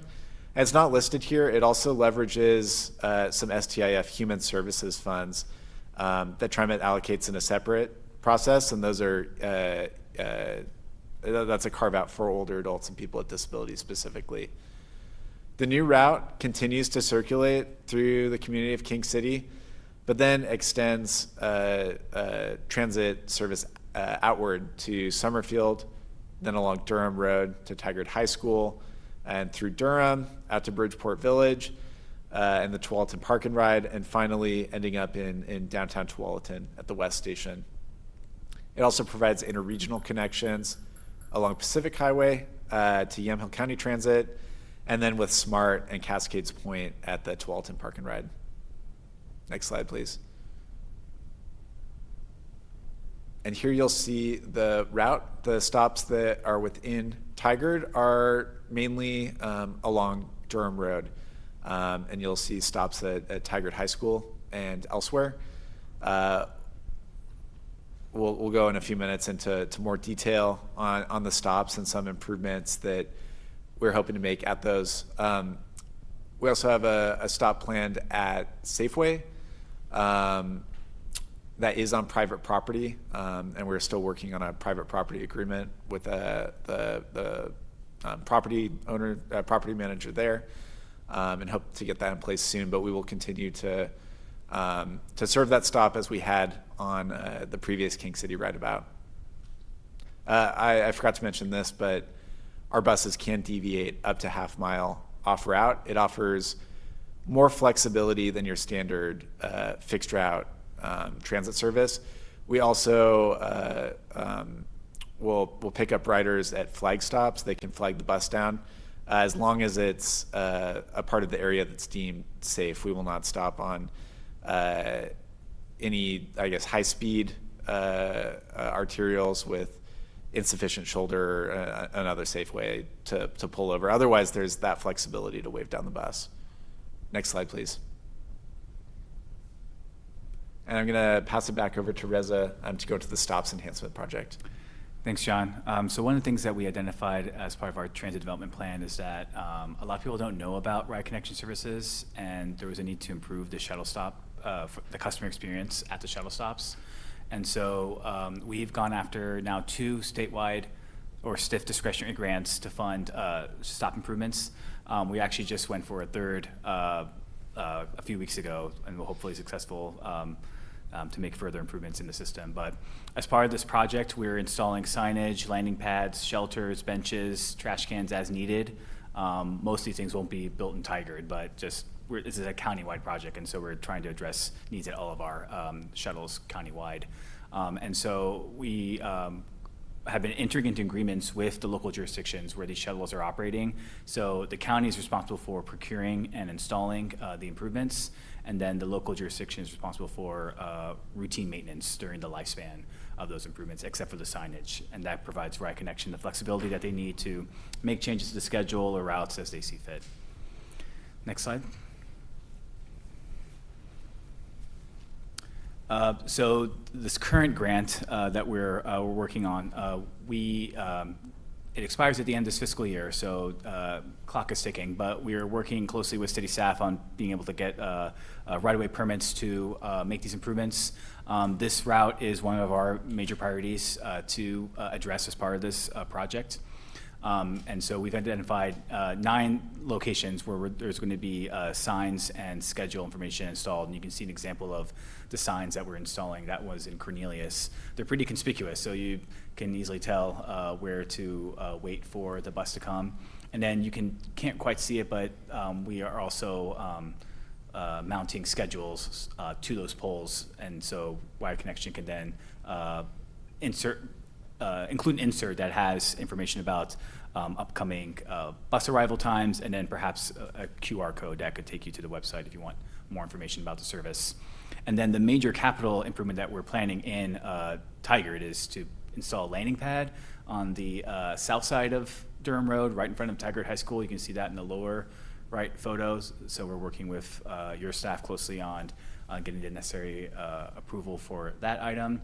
And we think that's going to probably be the most well-used stop in the system. Ride Connection can tell you from their experience that a lot of high school students do use their service, and it's really helpful to have for students who have like after-school activities and after the buses have left for the afternoon. So it provides another free mode of transportation for them to use.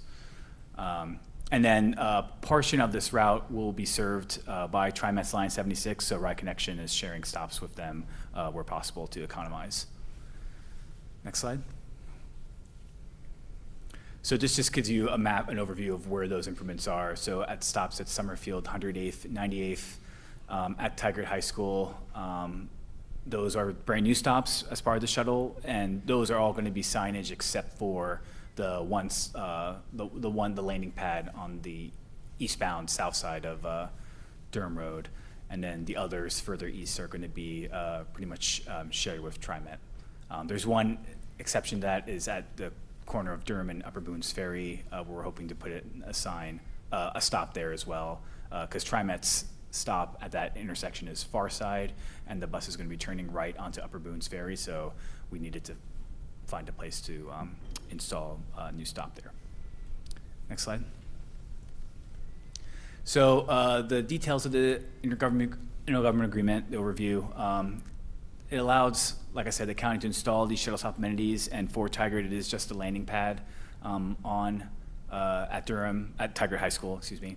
And then the city will then assume control and maintenance responsibility of that landing pad for 10 years. And landing pads should last way longer than that. The 10-year language has mostly been used for when we're installing shelters or benches. Those typically have a more finite lifespan, but that's just the language that we've put in our agreements.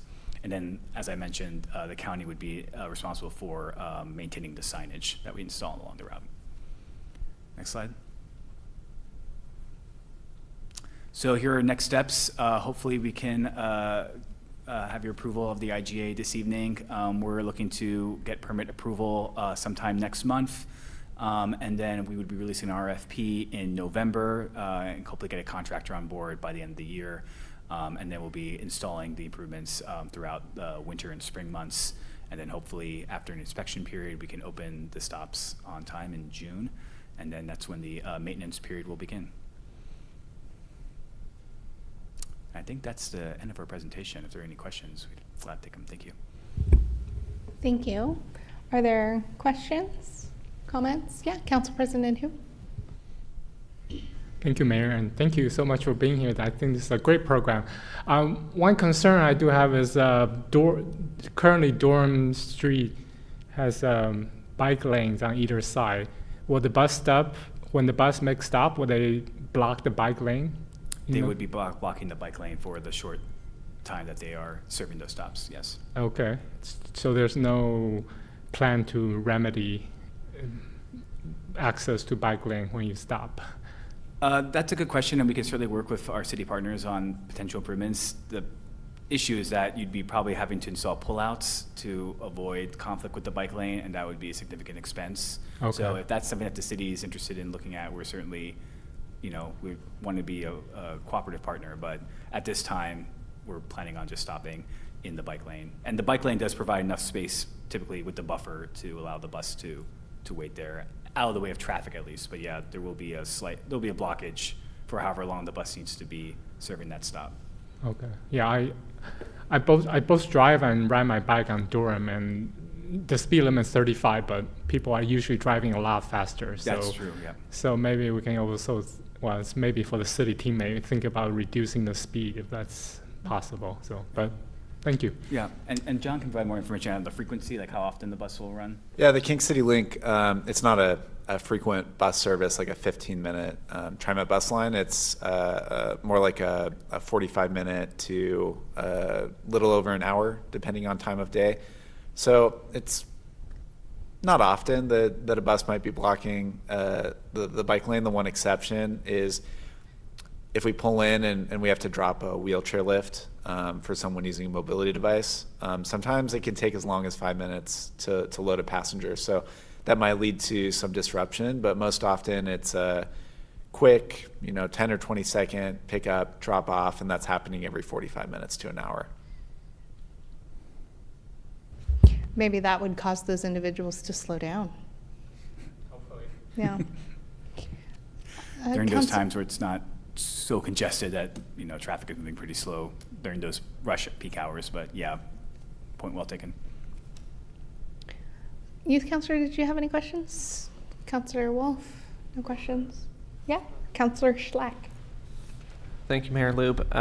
One of the questions that I had going into this session that I just wanted to sort of share for the benefit of the community is what the ongoing cost of this would be to the city once those costs are incurred. And basically it sounds like it's really going to be the landing pad that's going to be the ongoing cost, but because concrete has a life cycle of 50 years, it's not really going to be it should not be a huge cost incursion to the city's budget. A lot of this is just adding signs, which the county will be managing, as your presentation said. So that was my one question going into this presentation. Yeah, the maintenance burden mostly tracks with the shelters, because that's where trash is very easy to collect, and Ride Connection has shelters currently installed in Forest Grove as part of the Grove Link, but they've never had a formal maintenance agreement until just recently, and so there was always a diffusion responsibility as to who is responsible when there is debris or graffiti needs to be power washed or whatever off those shelters. So that's been the biggest burden in terms of maintenance responsibility. That makes sense. Any additional questions, comments, or a motion? Mayor Loop, I motion to approve the IGA with Washington County in support of the King City to Tualatin Shuttle and Stops Enhancement Project. I'll second. Thank you. It's been moved and seconded. Is there any discussion? Seeing none, will the youth councilor provide an advisory vote? Aye. Thank you. All of those in favor of this motion, please say aye. Aye. Any opposed? Seeing none, the motion is adopted by a unanimous vote of the council president. Thank you. Thank you I so know much. every Thank time I say, I almost say council president, and I have to catch myself. So thank you. Looking forward to this. This is exciting, especially being so close to our senior community, thinking of even the deviation, how quick it could be to pop in and pick somebody up who maybe wants to be on that route. So I think we should definitely reach out to the Summerfield community and let them know that this is coming, or it's here, I guess. So thank you for coming to council today. Absolutely. Thank you so much. Thank you so much. The next item on our agenda is a briefing on Safe Streets for All action plan, and we have Principal Engineer Furman back up again with Principal Transportation Planner Gerke and Carrie Asklar, Principal Planner with Tool Design. Did I pronounce that correctly? Thank you. Welcome, everyone. Hello. Thank you for having us. Principal Transportation Gerke here. Excited to share an update on the Safe Streets Action Plan. So we are a few months into the Tigard Safe Streets Action Plan and have made some significant progress. And so again, we're here to give you an update on that progress. Next slide. So for those of you that don't know a little bit about this plan, so this action plan, once complete, will guide the city's actions and investments to improve safety on our streets for all modes, especially the most vulnerable. All right, next slide. So this effort was funded in partnership with Metro through a grant that was awarded from the Safe Streets and Roads for All National Grant. So that grant, just to give you a little overview of what it is, it's a discretionary program that has $5 billion appropriated to use from 2022 to 2026. It's a competitive grant process, and so it's I'm happy to say that we were one of those awarded. But again, it was in partnership with Metro, but also Washington County and cities of East Multnomah County. So in that award, we were given $240,000 to develop a Safe Streets for All action plan. So that is what we're discussing today, and we'll go to the next slide.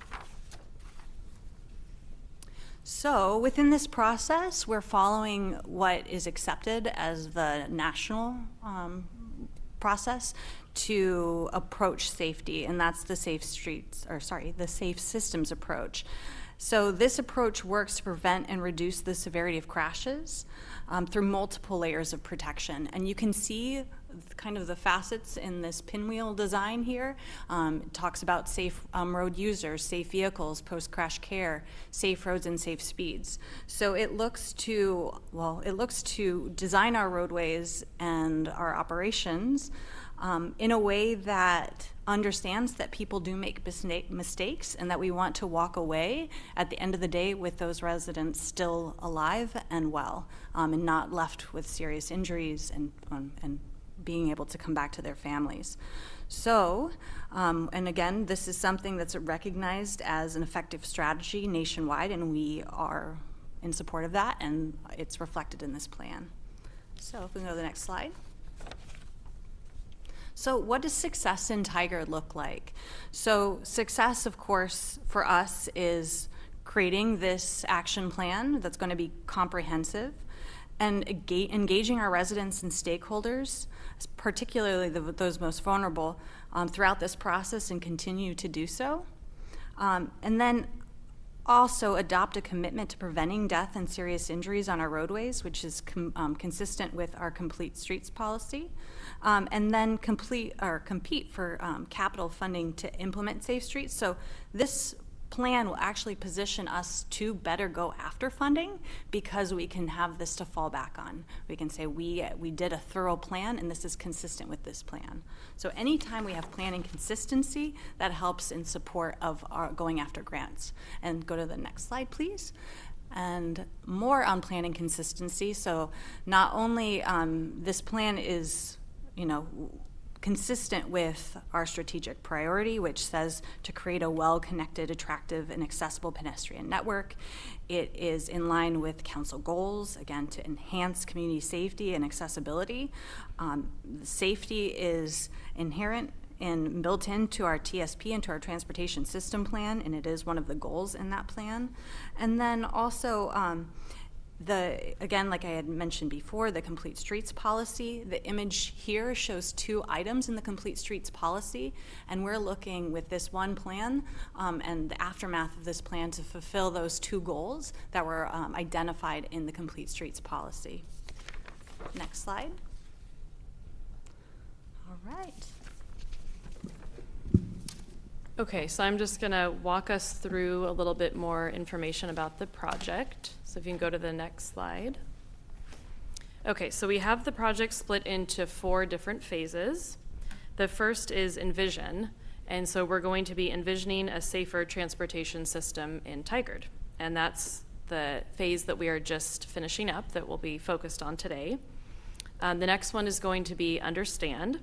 And this is to understand stakeholder and community members' experiences while they're traveling on Tigard streets. And then we will Resolve. So this will be looking at what are the investments and actions and strategies that we should be taking to meet the goals of this plan. And then the final stage is to Commit. So that's actually to implement and adopt the plan. So if we can go to the next one. Okay, so Envision is what we are just wrapping up and what we'll be sharing with you today. So we've developed a public involvement plan, and then the next 3 items listed there, we have some fact sheet handouts that I think were included in your packet, and they're also available on the project webpage with more information, but we'll be going over each of those items today as well. So we have the draft vision and goals, an overview of the high injury corridors that Metro developed, and then the equity analysis. We had our first engagement milestone, which was at a Tigard Farmers Market, and we had our first task force meeting, which is a multidisciplinary team, and we met a few weeks ago. And then we are at our first meeting here. So if we can go to the next one. So we have actually already started getting into this next phase, which is Understand. And this is really our heavy data analysis part of the project. So as you can see, there's kind of 4 different analysis tasks that we're doing, and they'll all tell us different information, and we'll work together. And we'll be coming back with a lot more data findings and details at our next meeting in a few months. And while we're doing that, we'll also be looking at current policies and procedures and seeing if there's any areas for improvement where we can just make sure that we're really focused on traffic safety in those. And with each of these phases, we'll have an engagement milestone, a task force meeting, and then a city council meeting. And we can go to the next slide. So in the Resolve phase, we will actually be developing projects, so different safety improvements throughout Tigard, and really getting into the details of what those projects would cost and prioritizing those projects. And again, this is part of preparing us for future grant funds. At the same time, we'll also be developing a public-facing dashboard. And this is really going to help us reach our goals and making sure that we don't just set one big goal, but that we also have smaller milestones to reach, and then we can check in and know if we're really reaching those goals. And that will all be available to everybody to be able to easily check and see how we're doing. So we can go to the next one. And then the final phase will be Commit. And at this point, we will be looking at our actual plan and making some decisions on recommendations for policies and strategies that we want to focus on, and then the plan adoption. And I think that is it on the project overview. Oh no, we have 2 more here. We got the next slide. Okay, so our public involvement goals. So We really want in this project and this process to educate the community about safe systems. It is, as Tiffany said, it is really the national guidance, but it is fairly new. And so it is a new concept for most people. And so just really focusing on education as part of the project. Also supporting this personal connection and buy-in to our vision for this project. As I said, we're looking at a lot of data, but we also want to honor the lived experience. So we really want to understand what the experience is that people are having on our streets and pairing that with what we're seeing with the data. So we're really being comprehensive in how we're looking at this. One thing we also are hoping to do is to help the community understand how the jurisdiction of the street affects how solutions can move forward, and providing avenues for potential partnership on streets that Tigard may not own, but really being able to try to make that a little bit more clear and have some different avenues for different project development. And then to build an understanding of how the city works and interest in getting involved, and then as well a lot of engagement with different departments within the city. If we can go to the next one. And these are just some of the activities highlighted with our public involvement. So we have quite a few that are in person, but also some of our more traditional methods, kind of leveraging platforms that we already have, Engage Tigard for surveys, different newsletters and things like that. Okay, I think I'm gonna hand it over to Carrie, and she's gonna talk about our draft vision and goals. Yes, thank you, Courtney. So hello, Mayor and Councilors. My name is Carrie Asklar, and I'm a multimodal transportation planner with Tool Design, the transportation consulting firm working alongside Tiffany and Courtney and other staff on this plan. So I'll be taking a deeper dive into that technical work so far, and starting with the draft vision and goals. And as you can see here, we welcome your input on these. Next slide. The goals for this Safe Streets Action Plan are based on goals from existing City of Tigard planning documents, such as the Transportation Safety Action Plan, the Transportation System Plan, and the City Council goals, as we mentioned. And again, I just want to emphasize that this is intentional so that city staff can build upon existing planning work and have that planning consistency. Next slide. Based on those plans, the vision statement for the Tigard Safe Streets Action Plan is, within a generation of new drivers, the City of Tigard will have no deaths or serious injuries from traffic crashes. This vision will be carried forward through 4 project goals. Next slide. Goal number 1 is to prioritize safety investments in historically marginalized communities.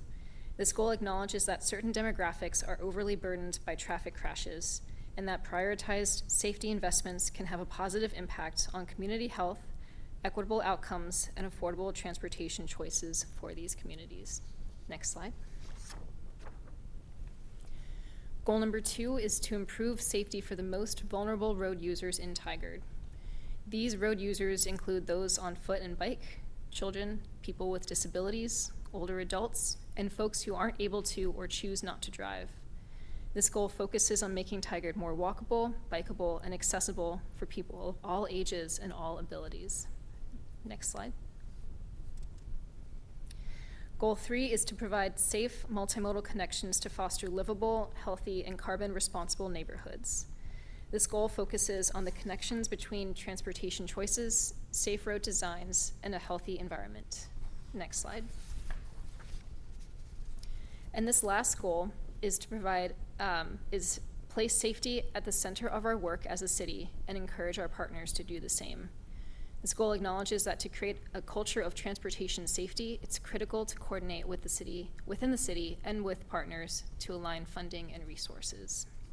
So I'd like to pause for a moment and ask if there are any initial pieces of feedback on this vision and these goals. And we can also pause and have that conversation at the end of this, but just wanted to have any initial feedback. Anybody have initial thoughts? My only thing is it feels like goal 4 encompasses everything, and that is more of a goal 1 guiding principle to everything, that, placing safety at the center of our work guides everything else. That's the feedback I have. Anyone else? Yeah, Council President Hu? Yeah, I wrote my impression of the vision statement to you already. I just think the first statement, it says drivers. I was like, that's just very driver-centric. I'm not sure about that. So, I can think of something like a transportation system where every journey is safe for all road users, and no loss of life or serious injury is acceptable, something along that line, without saying drivers. I don't know. Since we're trying to be equitable and focus on multimodal transportation, I just think having the word driver in the vision statement could be a miss. So that's my opinion. I think that's excellent insight. So, and I think we have room to modify the language for that. And yeah, and I think, didn't we have similar conversation at the task force? I feel like it was I think similar, I do think we had that. So we definitely have an appetite to modify that language. And I loved your recommendation. I hope, did we have that in writing? Yeah, can you repeat it? I was going to say, can you just email it to them also? I would just email it to you. Yeah, because or you can replay the YouTube video again. Yeah, because that was beautifully written. Agreed, it was. Well done. Councillor Schlack. Thank you, Mayor Lube. I just want to sort of clarify that clause in the vision statement. When I read that, it's sort of the emphasis I see is the within a generation portion of it. Is that sort of the main point there, is just sort of giving a sense of time duration for when these goals will be achieved or by when? We want a reasonable, as far as, of course we would love tomorrow not to have any serious injuries or fatalities on our roadways, but we also want to have those SMART goals, right? Something that's achievable. And so that's where that generation comes in. But if there's other recommendations from you all, and I loved your recommended language, but if you have any other thoughts on the way you would like to term that. But yeah, the aim is to be looking at this, something SMART, something achievable, and a duration that would fulfill that. Yeah, I don't have an alternative proposal at hand that's well phrased. I just wanted to, but I totally agree with the idea of making sure that the vision statement is time bound, to your point, sort of to be more of a SMART goal than sort of just a lofty statement of what we're trying to do. So I appreciate that. Thank you for your feedback. Youth Counselor? Nothing to add? Oh, I'm just checking with everybody. No. Okay. Thank you. Great. Thank you for that feedback. We appreciate it. So moving on to the next slide, I'd love to talk a little bit about our equity analysis. And next slide. So to frame this work, it's critical to know that equity and safety go hand in hand because traffic fatalities disproportionately affect, equity and safety go hand in hand because traffic fatalities disproportionately affect Black, Indigenous, and people of color, in addition to people who are young, old, have low incomes, or experience houselessness. These citywide stats represent the demographic breakdown of vulnerable communities in Tigard. I'd like to emphasize that 30% of Tigard's population, nearly 1 in 3 people identify as BIPOC, and 20% are under the age of 18. Next slide. So based on census data, we've identified these 5 areas as high equity needs areas. The Tigard Triangle, Greenberg Road and North Tigard, Downtown, Southview, and Durham Road. Next slide. This next piece of technical work is about the high injury corridors. Next. These 7 corridors have the highest concentration of fatal and serious injury crashes between 2017 and 2021, which is the most recent 5 years of crash data available to us. This data parses out crashes based on all modes, in addition to crashes with people bicycling and people walking. While there are many streets with opportunities for improvement, the intention with these high injury corridors was to highlight corridors where systemic approaches would improve safety. Next slide. Building on our equity analysis and the high injury corridors, our next step with all this information is to analyze safety findings to understand impacts to key populations in high equity need areas. And you can see a little sneak preview of that on the left there. Next slide. Our last topic before opening up to questions and comments is our public input recap. Next slide. And as we mentioned briefly before, we've already gotten started with this. We tabled at the Tigard Farmers Market in mid-August, and as you can see from that photo, we got a lot of great feedback that we're still digesting.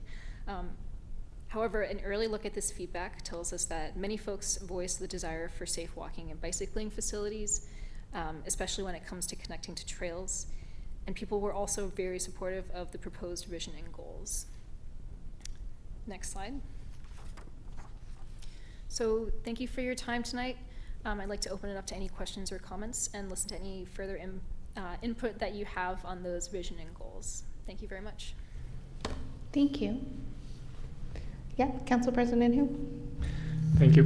Thank you, Mayor Loop, and thank you so much for being here. And just want to echo on what you said. Since I got on the council, one thing I heard over and over again is that the more developed or the specific your plan or design is, the more likely you're going to get a grant, funded. So I totally support having, as much as detailed plan as we could, so we are ready to grab the fund when possible. And I was just going to respond to that, because when we get input from grants, after we submit, what we hear back is that the more data you have, the stronger your grant application is. And this is setting us up for success, especially with respect to that safety data, because now we have that to pull from. Yeah, and I think this is much needed, because today the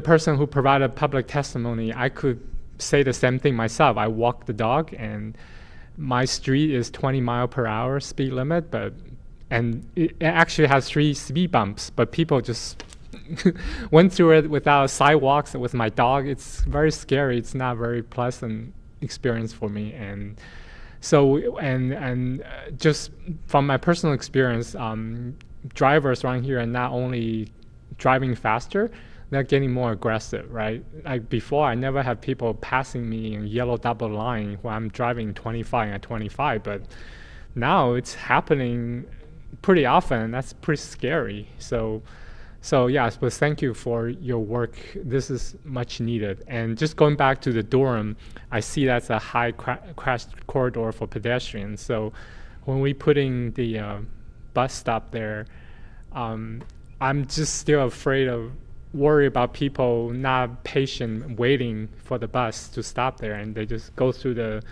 yellow whatever lane, the center, and if a car that's coming the other direction that's happened to turn left, I don't know. So please, if you can, take a look at that. And that's well, and thankfully that Durham Road is highlighted on here, so Yeah. that will most likely lead to us really evaluating and Yeah. taking a look at what we can okay. That's all I have. So thank you so much. Yes, thank you. Councillor Schleck. Thank you, Mayor Lube. So just taking another look at the goals, I'm just trying to think of how to make some of these a little more easily digestible for someone at a glance, because when I look at it, the second word in every single one is safety, safety, safety, which makes sense for this topic.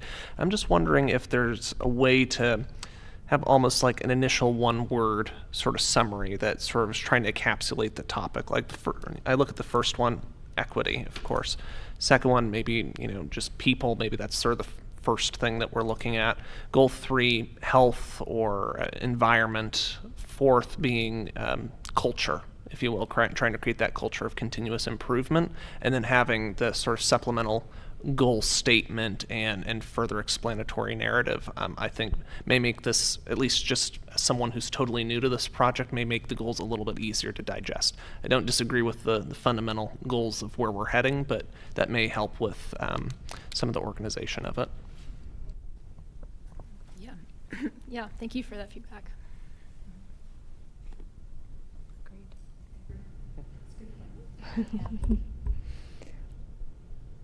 All right. Do you feel like you have everything that you need from us? Yes, thank you for your input on this. We appreciate it. Thank you for being here. This is an exciting project, and again, anything that encourages or ups the odds of us getting more money is excellent. The next item on our agenda is to consider the renaming of Steve Street Park and River Terrace Town Center Community Park. And we have Parks and Recreation Manager Grun and Public Works Community Engagement Coordinator Love to be here for the teammate report. Welcome.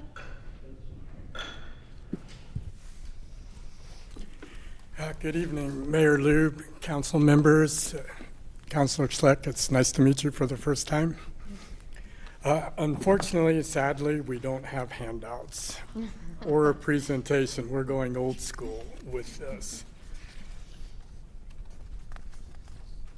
So tonight we have for you 2 resolutions to consider in naming some of our parks.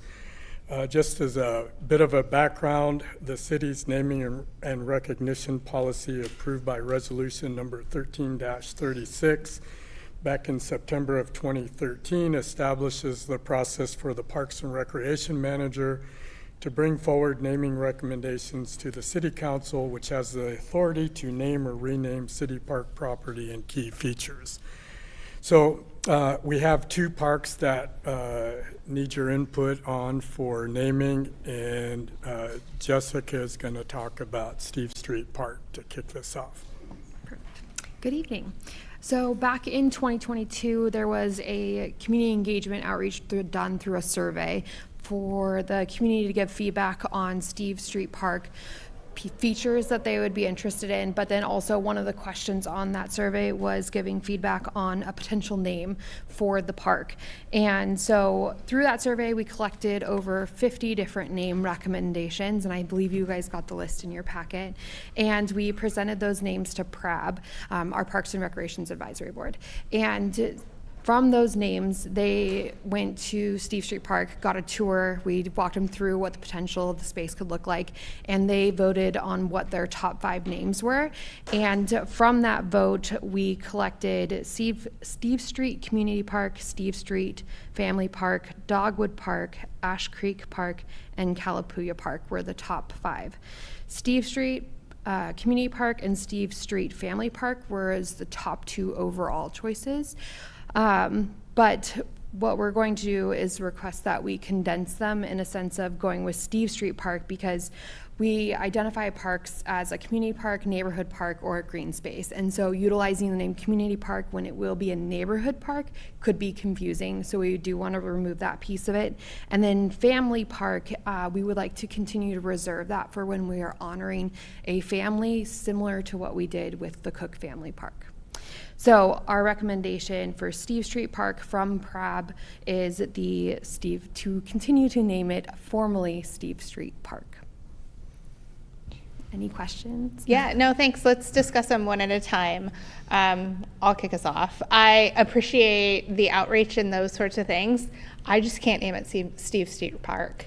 Like, it is an absolute missed opportunity to honor something in Tigard's history or someone in Tigard's history or something like that, and like not after the street that it's on. It feels like low-hanging fruit to be able to do something like that, and I have a real challenge naming it Steve Street Park. Yeah, Councilor Wolf? Well, yep. Thank you both. And to add to that, I appreciated the follow-up to give us some data points on the number of tally, if you will, for each one. But I'm also just wondering back to engagement and just kind of exploring a little bit further, because the total tally just seems pretty small. What are we looking at, 20 in total feedback for the top?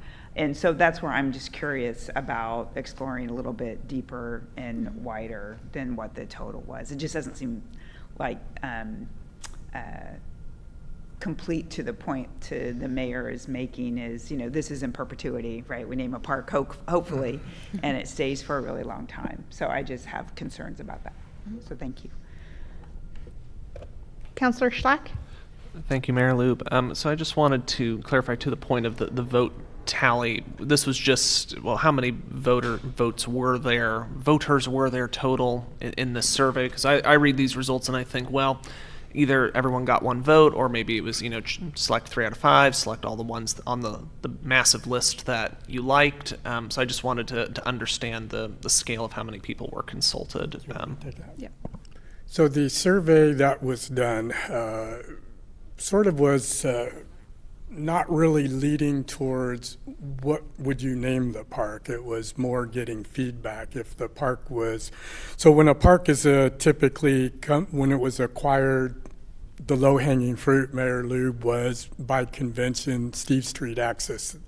And so the survey never provided the additional data points that you might have been talking about. Why would you want to name it that way? It just was kind of a shotgun approach, if you will.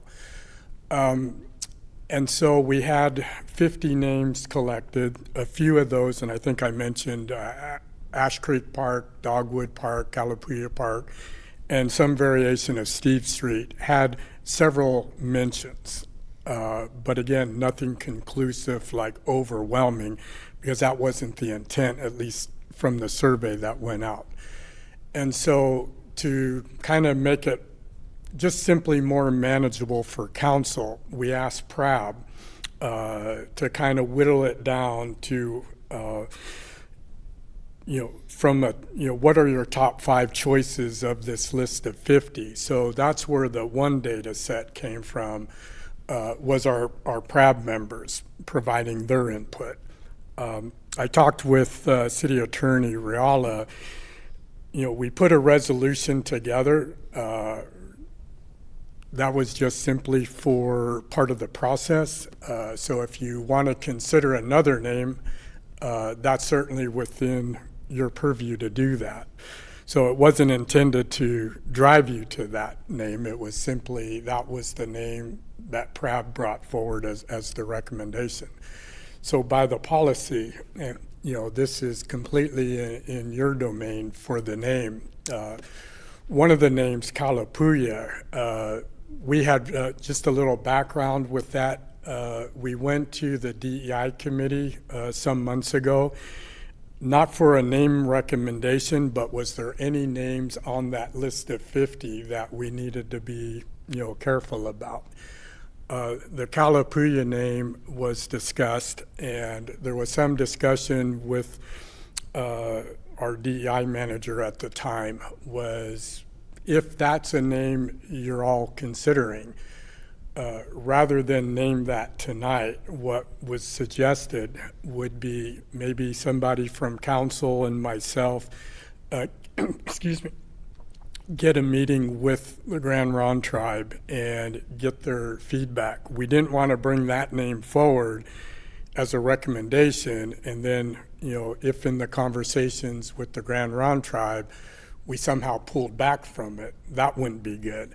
But it was suggested that from the standpoint, if that's one of your preferred names, at least we tabled the discussion on the Steve Street naming and, engage in a conversation and see if that's, something that the tribe would support. I will just say in general, working with the Confederated Tribes of the Grand Ronde, we're currently working with them on a proclamation for Native American Heritage Month, and they're very open to that relationship and partnership to make sure we're doing it in a culturally sensitive and respectful way. Agreed. Yeah. Council President Hu, and then Youth Councilor, if you have a question, you can go after. Yeah, I agree. May not necessarily have to use that name, but working with the Grand Round tribe, I think will be, exploring more additional ideas. That would be great. And our Universal Plaza already has a land acknowledgement plaque in there. So, I think maybe instead of having a separate land acknowledging plaque, we can just combine one and give this this park some more meaningful name than Steve Street Park. So yeah, I totally support going the direction you suggested, Rick. Just having a dialogue and see what maybe they will provide some other names that's meaningful to the history good idea. of this area. So. Youth Councilor Minany?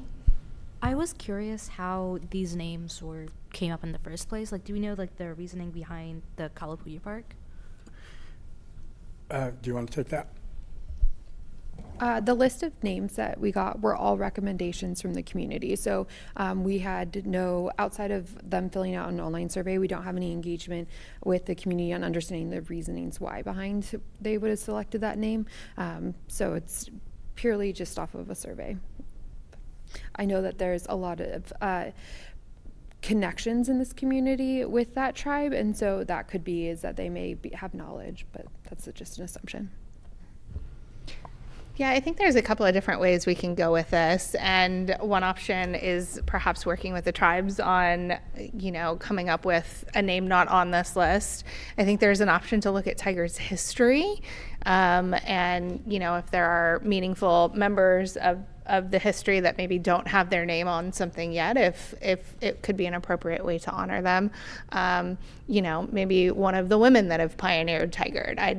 I don't know anything in the city that's named after a female, right? I think it's time to think about that and potentially change that. So there's opportunities with other parks coming on too. Began Park is coming on, what is known as Began Park, and we'll have to go through this process as well. But I think general direction would be really helpful. So are we interested in potentially looking at naming it after someone, working with the tribes, coming up with something of our own? I'd like to say no, but here is the direction we'd like to see it go. So, Councilor Schlack.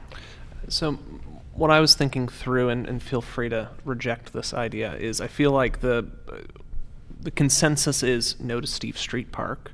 I'd like to suggest that we kick this back to Parks and Recreation Advisory Board, basically say, here are the top ones that you all voted for. We're not interested in the top two that were currently there. Put a little bit more thought into which ones are there and come back with maybe a more thought through proposal or one with a bit more explanation, unless you'd like to keep it at the council level at this point. I don't know that I necessarily want to keep it at the council level, but in this discussion, not a single person said, I really liked this, that was named in the top 5. And so I feel, I appreciate the efforts and I don't want to discount that in any way, but I think we need to give more specific direction on what we're looking for, because it doesn't sound like we're necessarily happy with the top 5 right now.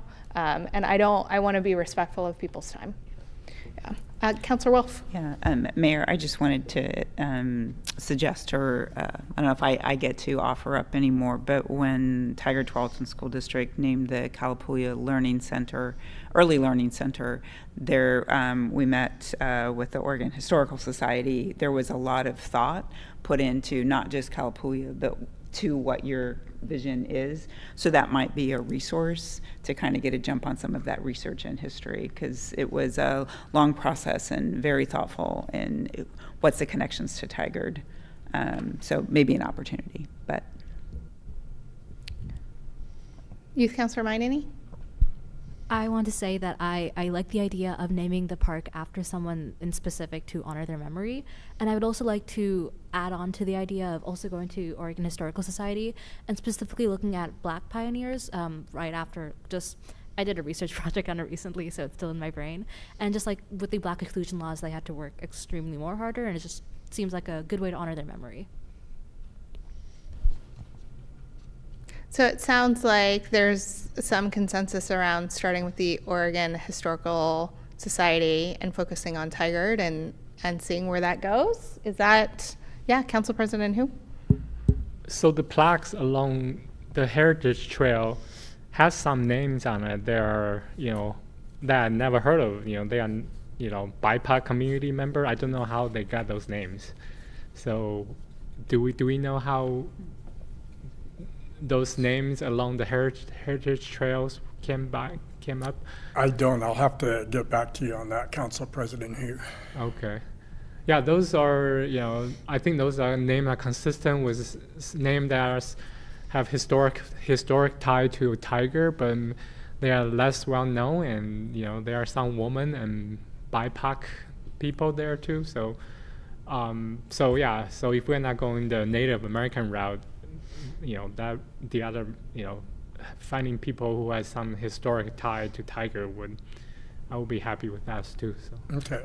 Well, if I could offer, from a timeline perspective, we're not going into construction until next summer, as I think you're all aware. So, it's not time critical. So if you'd like, I can make some contact with the Oregon Historical Society.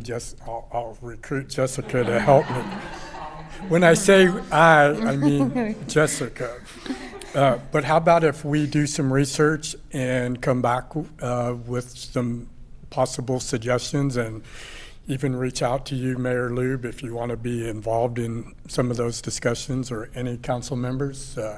Maybe you want to give us a liaison, or we could work with Councilor Shaw, since she's our Parks liaison, just to kind of keep her involved. Yeah, I mean, we could do any of those things. Does anyone have a preference? Does anyone want to work more directly with Parks and Recreation Board? I mean, I know Councilor Shaw does now, but this also provides a opportunity. Mayor, I'm happy to support that. Okay. As a Are second. you? There we go. I saw it. Okay. I'm happy to work with Jessica. That's great. And we can perhaps even have two, because two is not quorum. So maybe keep both Councilor Shaw and Councilor Wolf in the loop on this discussion. Okay, And excited to see where it goes. I mean, naming a park is a big deal. Okay, great. Thank you for Excellent. the input. Thank you. Okay, the second resolution is to reconsider or to consider the renaming of River Terrace Town Center Community Park, which is a mouthful. So a little background on this. This is private development, and typically in private development, the developer names the park, and we just generally take that on as is. In this case, there was a clause in the original purchase and sale agreement between the family that owned the property to the developer to consider naming a park in that development after the family. There was multiple purchase and sale agreements, and between landowner, developer, and I'm proud to say the last purchase and sale agreement just got consummated, and we are now the owner of River Terrace Town Center Community Park. The developer did reach out several months ago and asked, as we go through the developer's agreement, or excuse me, the purchase and sale agreement, would the city be interested in honoring the clause of the original purchase and sale agreement? So again, I reached out to City Attorney Riala, and while we're not bound by that clause in the agreement, it does make sense. Again, it's a mouthful to not only say it, but to write it. And so the history of the property was the old Blueberry Farm.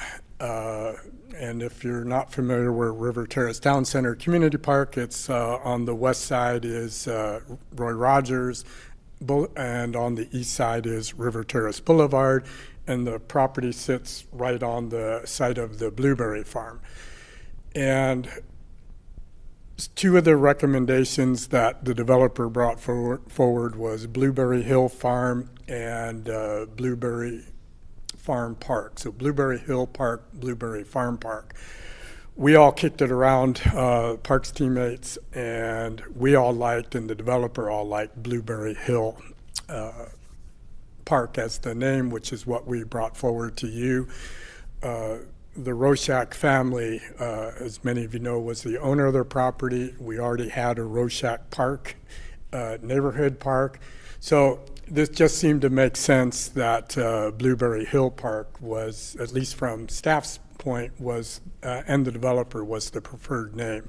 So we share that with you all again for your consideration of naming, or again, any other name that you want to consider. Thank you. You're probably terrified sitting there right now with the discussion. I just want to add, Roshak Park is really, really confusing because it's nowhere near Roshak Road. And so just future naming and thinking about that sort of overlap and where there might be some confusion. I'll just start. Kids in the neighborhood are thrilled that the park is open. My daughter begs to go to it all the time because it has swings, which is a big deal. There aren't all that many swings in the neighborhood. I actually really love Blueberry Hill. I think it's historical and it's fun. The only thing I would ask is if there's a way that we can actually have some sort of plaque or something that describes and explains that it is on a historical blueberry farm. That's a and that great is idea. why that it's named. I think that would be a lovely tie and maybe an old school picture of what it used to look like. Yeah. People love doing that. They love going to the park and seeing the history. And then there's the explanation of why it's named that. Because if we all of a sudden change the name, no one in the neighborhood is going to understand unless they used to drive by it when it was a blueberry farm. That's a great suggestion. Thank you. I think that would be a wonderful addition to it. And I did learn, if I could interrupt, sorry, Councilor Yeah. Wolf. I did learn that that section where Roshak Park was, at the time of that subdivision going in, was referred to as Roshak Ridge, which is, I think, maybe brings some connection. Yeah, Possibly. That's what Martin was telling me earlier today. gotcha. I'm sorry. Thank you, Rick. No, I just was going to agree with the mayor. I think that's a great idea. It's a fun name. It's a children's park, and I love connecting it though to its history. So, And the dogs are there, and because it has a dog park, a big dog park and a little dog park, and they're running around all the time. It's very, very busy already, just with activity. Council President who? Yes, I actually pick Blueberry not too far from there every summer. So Blueberry Hill, I like it. Are we going? Do we actually have blueberry bushes there or no? No. No, it's been suggested, and not only at this property, but the Bagan property. Yeah. And by the way, Mayor Lube, there's a deed restriction on the Bagan property, so we're kind of limited there. Okay, but I support it. But it would be nice if we have actual blueberries on it. An edible trail would be nice, right? Well, there is the trail, right? That Yeah. you go underneath and go to the other side. There's certainly an opportunity there. I'll have to talk to my park supervisors. I think I know someone who can nudge them in the right direction. Councilor Schlack. Thank you, Mayor Lube. Yeah, I was born and raised like 4 minutes from where Blueberry Hill Park is now. I've grew up driving along, well, not me, but my family driving along Roy Rogers Road while that was a blueberry farm. And it's always sort of bittersweet for me to sort of have that memory of what that area used to be like when I was a kid, before Progress Ridge was put in, before the high school was put in there. But also, so it's sort of bittersweet to see that that's gone, but amazing to see the transformation and how the community has evolved. So I'm personally a big fan of the idea of naming it Blueberry Hill Park. I love the idea of tying it to the history, and I agree with my colleagues' suggestions on how to honor the history of that site. Great, thank you. Youth Councilor Minany? I agree with everyone else. Blueberry Park is a great name, and it seems important, and it seems fun to go to. I want to say I went to Blueberry Park. I want to say, if we do an official opening, somebody needs to get in a blueberry costume. That's all I'm saying.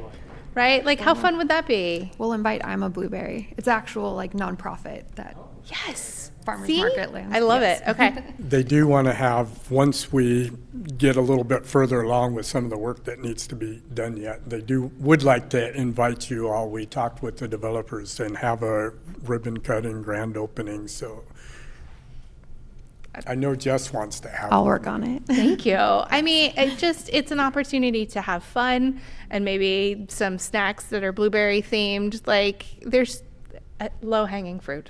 right? The ideas are coming to my head Yes, already. right? Especially don't late at encourage night. it. This is when we start to get our best ideas. Council President who? He's trying to wrap us up. He's Yes. gonna. I move to approve resolution number 24-22. I'll second. It's been moved and seconded. Is there any discussion?